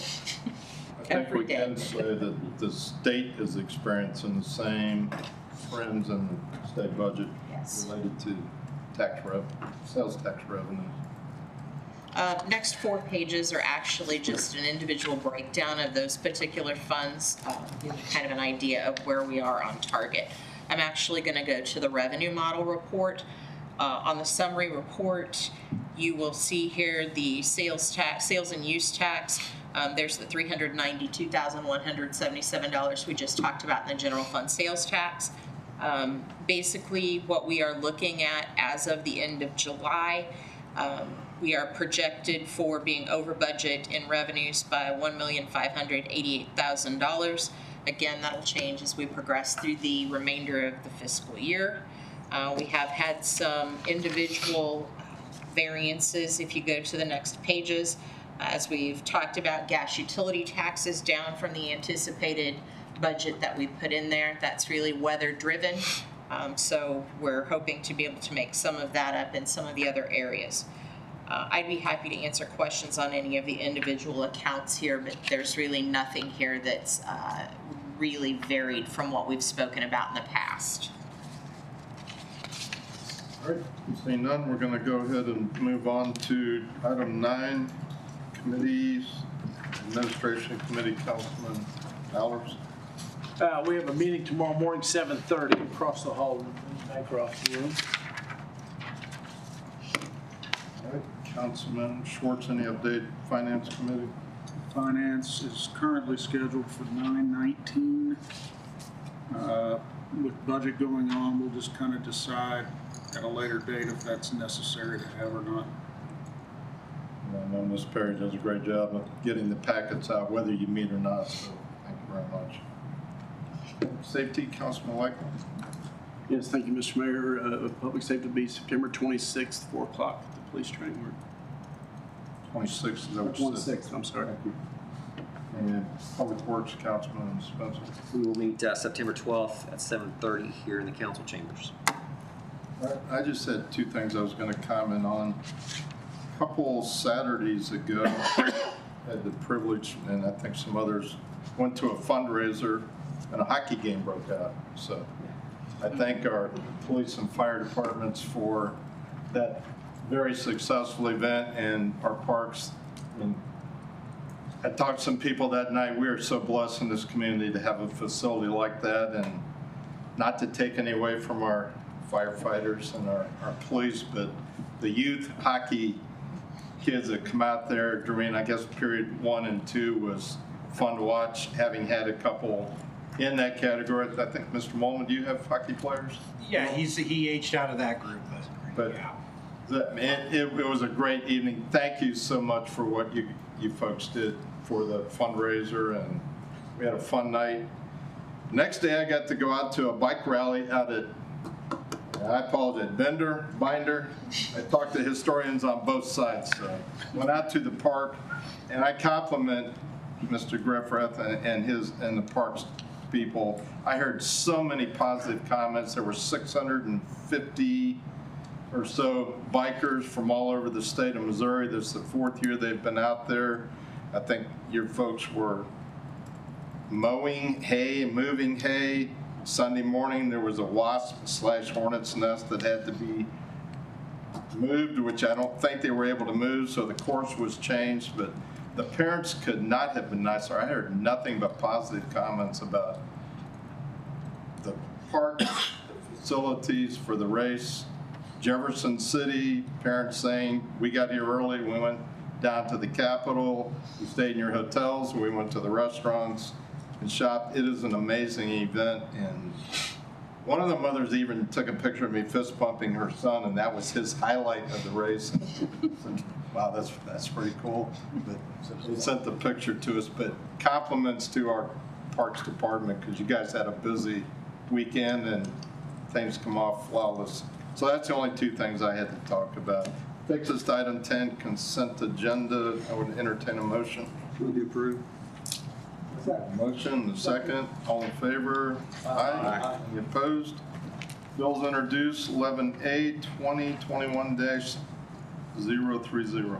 An ordinance of the City of Jefferson, Missouri, amending the 2023-2024 budget of the City of Jefferson, Missouri by appropriating additional funds within the wastewater enterprise fund. Mr. Moraes. Thank you. As clerk indicated, this is supplemental and wastewater for $975,000.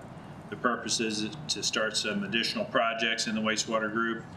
Those projects were discussed at a previous Public Works and Planning Committee meeting, but I'd be happy to answer any questions. And so what happened was we upfronted money for design of a bigger project. We're able to get that back through the revolving loan funds. Let's put that back in the mix to do more projects. All right, seeing none, thank you. Item 2024-031.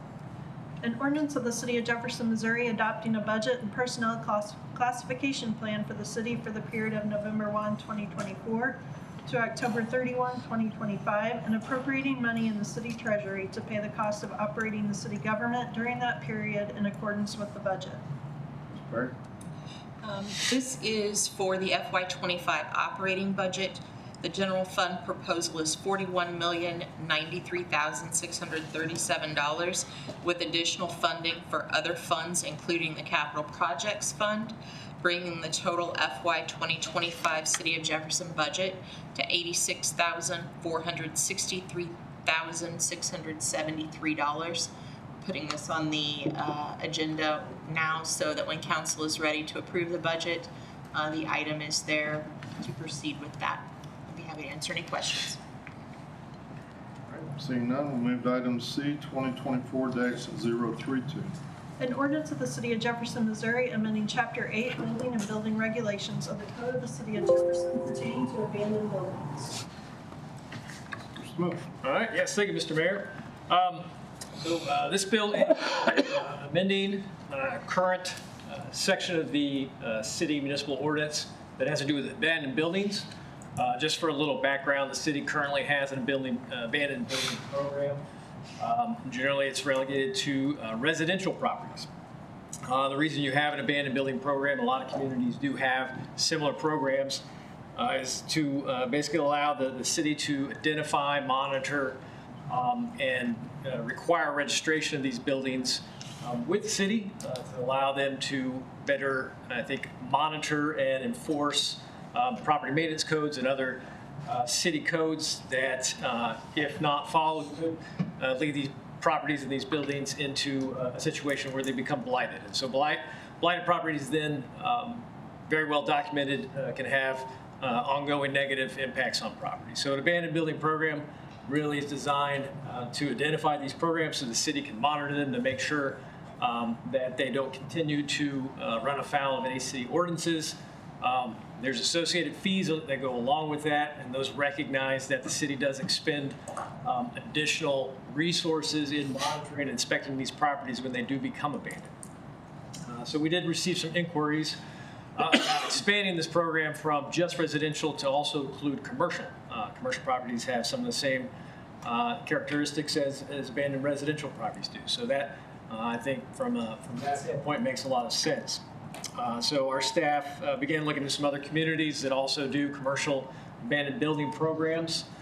Came up with a few revisions to our current program that would essentially kind of insert the commercial portion into our current code. So I'll run through those real quick. Essentially, really, the changes we're looking at aren't numerous. There's about 5 sections that really take our residential program and expand it to include commercial. But real quick, I'll touch on those sections. If there's any questions, I can answer those at this time or at the end of the presentation. Basically, the sections that the abandoned building program is in Section 8 in Municipal Code. One thing that we did, and if you're looking at the ordinance, it's included in the packet too, it kind of shows where this is, but to be considered abandoned building, there's a couple conditions that have to be made. Or have to be met. One of those is it has to be unoccupied for at least 90 days, and then also has to meet 2 additional conditions. And there's 9 other conditions there, ranging from fire damage, loitering, lack of property maintenance. Based on some of the research our staff did, they came across some additional conditions they thought would be appropriate to add. So one of those is evidence of abandonment. In short, what that does is we have 9 specific conditions for abandoned buildings. What this does is kind of cast, I'd say, a larger net for looking at the totality of the evidence of a site that maybe aren't really hard and clear conditions that we have in there. So they include things like accumulation of newspapers, testimony from people who are familiar with the area, whether that's abandoned. So it's an additional kind of condition, an additional tool that we can use when considering whether a property is abandoned. We included a couple of definitions there. Having inserted commercial properties, we need to define the difference between residential and commercial properties. One of the key things, though, is also identifying an additional fee for the registration and monitoring of that property. One thing I'll note is that the residential and the commercial property fees are different. So the state actually does have specific statutes that guide a residential abandoned building program, and those are capped at $200. The $1,000 for commercial properties, one was based on some of the research our staff did with other communities and what similar fees, registration fees that they charge. But this one specifically also pertains to what staff looked as far as an approximation of the time and the resource that we are using to actually monitor and inspect these properties. So if you notice in the report, we kind of came up with a range of somewhere between $800 and $1,200 is generally what we anticipate those properties are costing the city. So we thought $1,000 was a good approximation there. We did have some conversations during the Public Works and Planning Committee meeting about that fee. Looked at some different fees, some higher fees. Our recommendation, though, and that what was ultimately came out of the committee was to stay with the $1,000 fee for the time being. Also recognizing that if we do implement it on a commercial side, most of our research and our data is coming from a residential enforcement perspective. So we'll monitor that going forward, and if these fees do increase or there's additional costs when it comes to a commercial program, then that's something we can revisit and look at that fee again in the future. We also have an additional fee for late payments that are different than commercial or different than residential as well, I should say. So $25 per month late penalty fee for residential properties. It's $125, so it's proportional with the overall fee. One section we did add that we I think come across in our research was a provision that spelled out the exact steps that a property owner who found themselves and their property on our abandoned building list, the steps they would need to actually be removed from that. So it kind of more clearly spells that out. Gives them, I think, something to refer to when they're looking to actually improve their property and find out how do I actually go about coming off this list and coming back into compliance. So it spells it out a little bit easier, I think. Kind of helps that process along a little bit. So I know that's a little quick, and I'd be happy to answer any questions we have on that. Generally, again, this is really taking an existing program that relegates references our residential buildings, and it kind of expands it to commercial. So a lot of the administration of that will stay the same. Our staff is familiar with applying that and administering that. So there'll be a few new changes, but overall, we feel pretty confident that we can get this up and running pretty quickly if it is approved by council. So I'd be happy to answer any questions. Thank you, Mayor. Just a comment. I'm smiling because this is the real work that I got on board to see happen, and I think it's pretty neat. So thank you to you and your team. In some of those preliminary discussions, it was really neat to sit alongside my council colleagues in the 1st and 2nd Ward and kind of come up, along with staff with these ideas. And so thanks to you, thanks to Brian and others, and your knowledge of other communities. But it's pretty neat stuff. I know sometimes these fees and punishments don't get us to really where we want to be with revitalization, but it certainly is something in the right direction, I think. So I'm really happy about it. All right, thanks. I'm sorry. I just wanted to say I really appreciate the work you and your staff have done on this, and this is going to be extremely helpful to, again, mitigate this problem in our community. Thank you. Thanks. Always appreciated. All right, let's move to item D, 2024-033. An ordinance authorizing the mayor and city clerk to execute an agreement with Post Builders and a grant agreement between the city of Jefferson and the Missouri Highways and Transportation Commission to construct a new airport control tower for the Jefferson City Memorial Airport. Thank you. This is a pretty big project for the city that's majority grant funded. The project for the new tower with Post Builders, about $7.1 million contract. 5% of it's from the city's capital improvement sales tax, about $355,000 to match this grant. So this really started back in 2022 with a discretionary appropriation and then some additional ones after that to get this all put together. But again, this is the contract with Post Builders, a local builder, to build the facility on property we've already purchased. It's moving the tower from where it is today near the wastewater plant, if you're familiar with the area, so the south side of the airport, if you will. And the grants have been approved through FAA, and so the monies and grant agreements are at MoDOT, so you'll start seeing these grant here shortly to the city council, but this will lock up the contract with the local contractor. Happy to answer any questions. We thank our retiring congressman for all the work, Congressman Luetkemeyer, for all the work he's done to help us find those dollars. And I know you guys have been bird dogging that project, I think, since I've been on council, so thank you. All right, takes us to 2024-034. An ordinance of the City of Jefferson, Missouri, accepting and approving the replat of lots 1 through 3 of Edwards Ridge subdivision, a subdivision of the City of Jefferson, Missouri.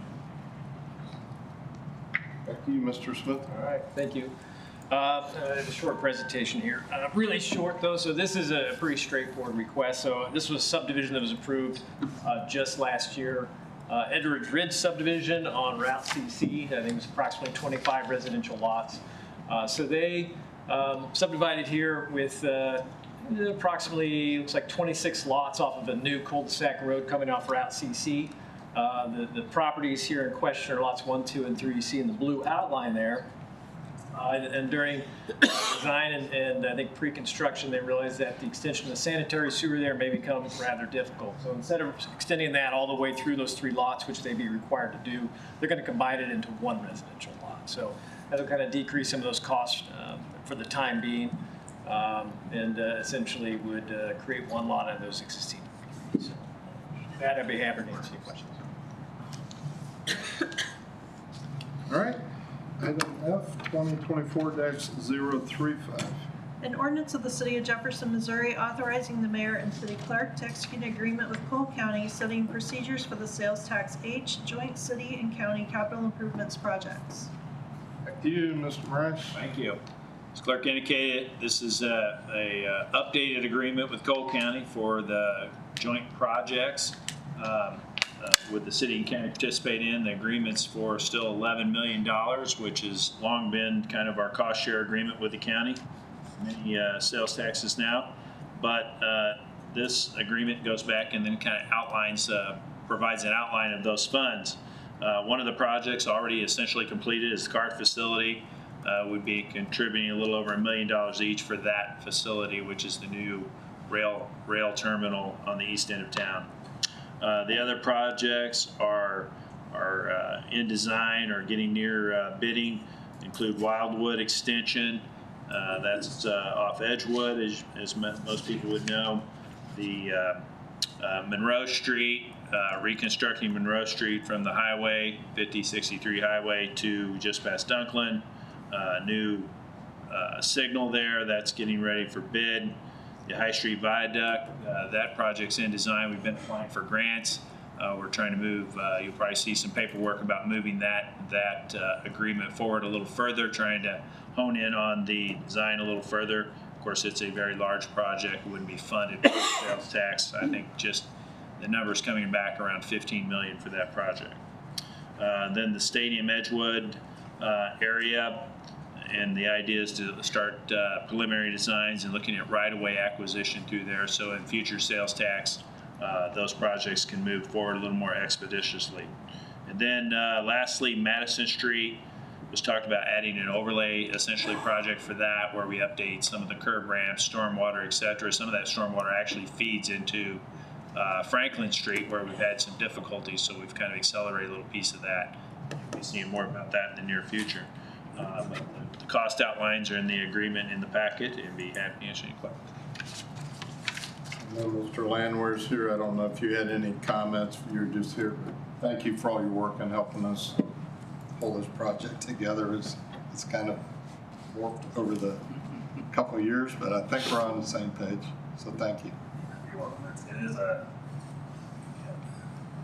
Just real quick, it's a long process to get through these projects. It takes a lot of time, takes a lot of cooperation with city staff, county and city leaders. So this is 6 projects. I've never been involved in one that was this many. Normally it's 3 at the most. So a lot has gone into this. Appreciate Matt and David and everything, and appreciate the cooperation. It takes a lot of that, and I know we got a lot of cooperation to think on going into the future with projects and sales tax. So anyway, it's a good opportunity to work together, and you don't see this too often in other communities, cities and counties doing things like this. So I think it's a good model to show around the state. So thank you.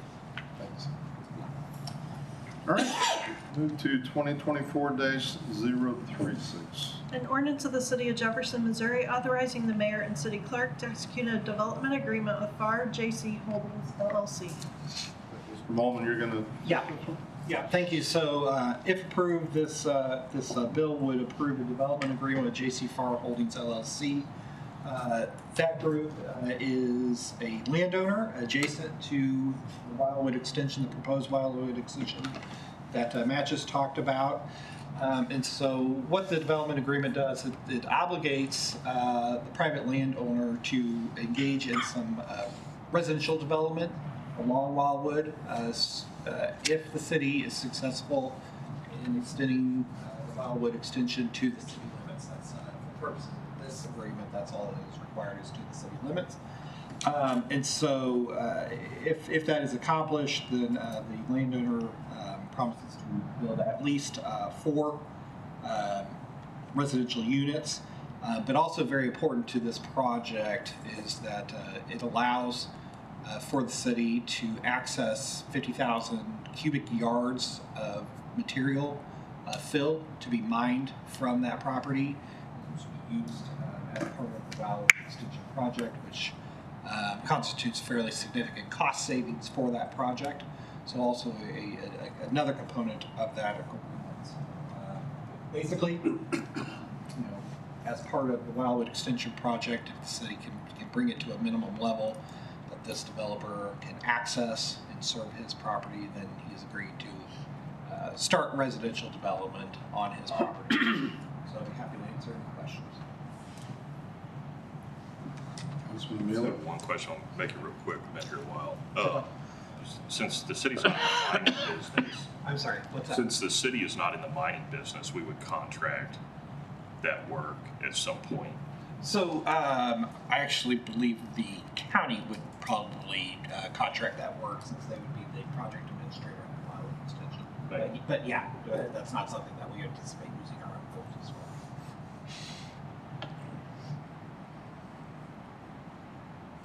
for. All right.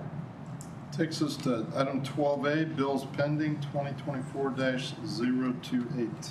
An ordinance of the City of Jefferson, Missouri relating to its finance disclosure policy and conflict of interest. Thank you. So state law requires that cities such as Jefferson City readopt every 2 years its ordinances regarding conflicts of interest, financial disclosures. So this bill is in pursuit of that state requirement. There are no changes to what the city currently has on the books. We're just checking this box for the Missouri Ethics Commission, our statutory obligations. Happy to answer your questions. I move to pass. Second. Got a motion and a second. Seeing no other comments, we'll do a roll call vote. Allers. Aye. Odleton. Aye. Job. Aye.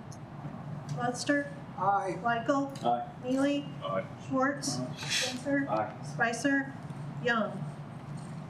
Bill passes. Okay, then I think 2024-029 may have been on an earlier agenda. It's since been withdrawn. That deals with VIA and microtransit. There were some issues in that agreement, so there was a request to pull it back on. I don't know, will it be on next agenda, or you know what the time frame That's the hope, but can't make any promises at this time. But it will be on a future as soon as we get those issues worked out. Yeah. Takes us to item 13, nothing on informal. Item 14, resolutions 2024-19. A resolution authorizing a term sheet with Land Investments LLC. Small. Thank you. So this resolution would approve a term sheet between the city and Land Investments LLC. Land Investments LLC is the developer of certain land on Christie Drive adjacent to the proposed nonprofit soccer project, which the city and county are participating funders through the ARPA and other funds previously approved by the city, but Land Investments LLC is actually the donator of that land. But this term sheet refers to the private development side, not the nonprofit soccer side. And so essentially this term sheet will serve as a guide for city staff and its consultants to negotiate and finalize a development agreement and appropriate development plans with the developer. So the developer is seeking use of some public financing incentives, including tax increment financing and the community improvement district law in order to help out construct this property. So the total project cost that's been identified is $16,500,000, and the developer is looking for about $9.1 million in development incentives to help offset those costs. This does kind of equal out to about a 55% public financing percentage, which is high, but also it has to be kind of realized is that $16 million is only horizontal kind of groundwork in order to prepare the site for future development.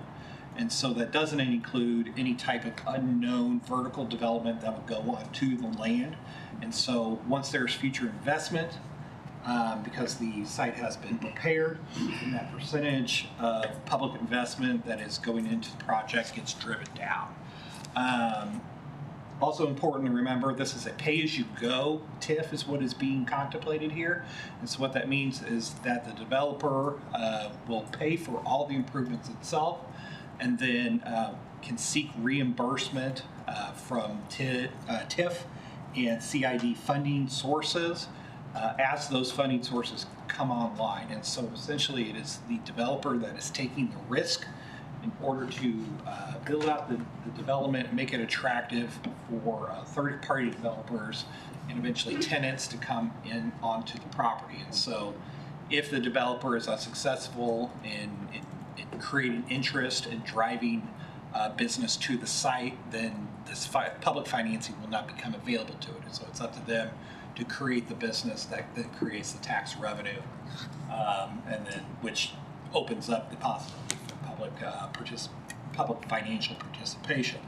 And so the risk profile on the city, or the financial risk profile on the city on this is pretty low, because it's the developer that's taking on the initial investment and then has the obligation to create the tax revenue to then create the public tax dollars.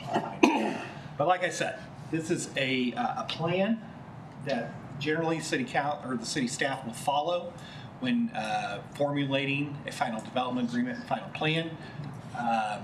Any type of final development agreement will come before this body after review by the TIF Commission for final approval. And so this is not binding on the city, but this sets forth a kind of a good faith program, a plan, so that we can move forward with this project in a timely and efficient manner.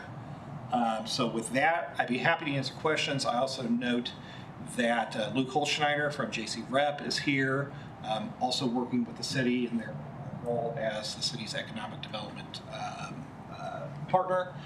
And also Ben Mushel from Postanelli is a attorney representing the developer in this deal, also here to answer any questions that might come up that are more appropriately directed to the developer. So with that, I'd be happy to answer any questions. I'll make a motion. Second. All right, got a motion and a second to lay that on the table. Any other comments, questions? Seeing none, we'll do a roll call vote, please. Hazelton? Aye. Joe? Aye. Lester? Aye. Michael? Aye. Mealy? Aye. Schwartz? Spencer? Aye. Spicer? Young? Pollard? Aye. Resolution is adopted. All right, takes us to item 15. We will need action on closed session minutes. Make a motion to approve the August 16th and the August 19th, 2024 closed session minutes. I'll second. We get a motion and a second. We'll need a roll call vote on that. Joe? Aye. Lester. Aye. Michael. Aye. Neely. Aye. Schwartz. Spencer. Aye. Spicer. Young. Allers. Aye. Hazelton. Aye. Motion passes. All right, no new business. Councilman Spencer. I do have a quick question under new business. The Ridgeway water main break, do you have an update on when? Somebody coughed or something. I couldn't hear what he said. The water main break that happened on Ridgeway, I was told that American Water has selected a contractor. Do you have an idea of I when? don't have any update right now. I can find out. Okay. No. When you have a chance. There's been others similar that it's taken a little bit of time to get the execution. Okay. Yeah, thank you. For background. Anything else, new business? No unfinished business. We do have one item for closed. I'm going to ask the clerk to read the statement, and then we'll need a motion to essentially adjourn this and go into closed session. The chair will entertain a motion to adjourn the public session and pursuant to section 610.021 of the revised statutes of Missouri, go into closed session to respect the following: attorney-client privilege, subsection 1, and personnel, subsection 13. Is there a motion? Second. We have a motion and a second. We need to do a roll call vote. Lester? Aye. Michael? Aye. Neely? Aye. Schwartz? Spencer? Aye. Spicer? Young? Allers? Aye. Hazelton? Joe? Aye. Motion passes. All right, we've got one item. We'll reconvene across the hall. As soon as we get over there, we'll go ahead and get started. Thanks for everybody who's here.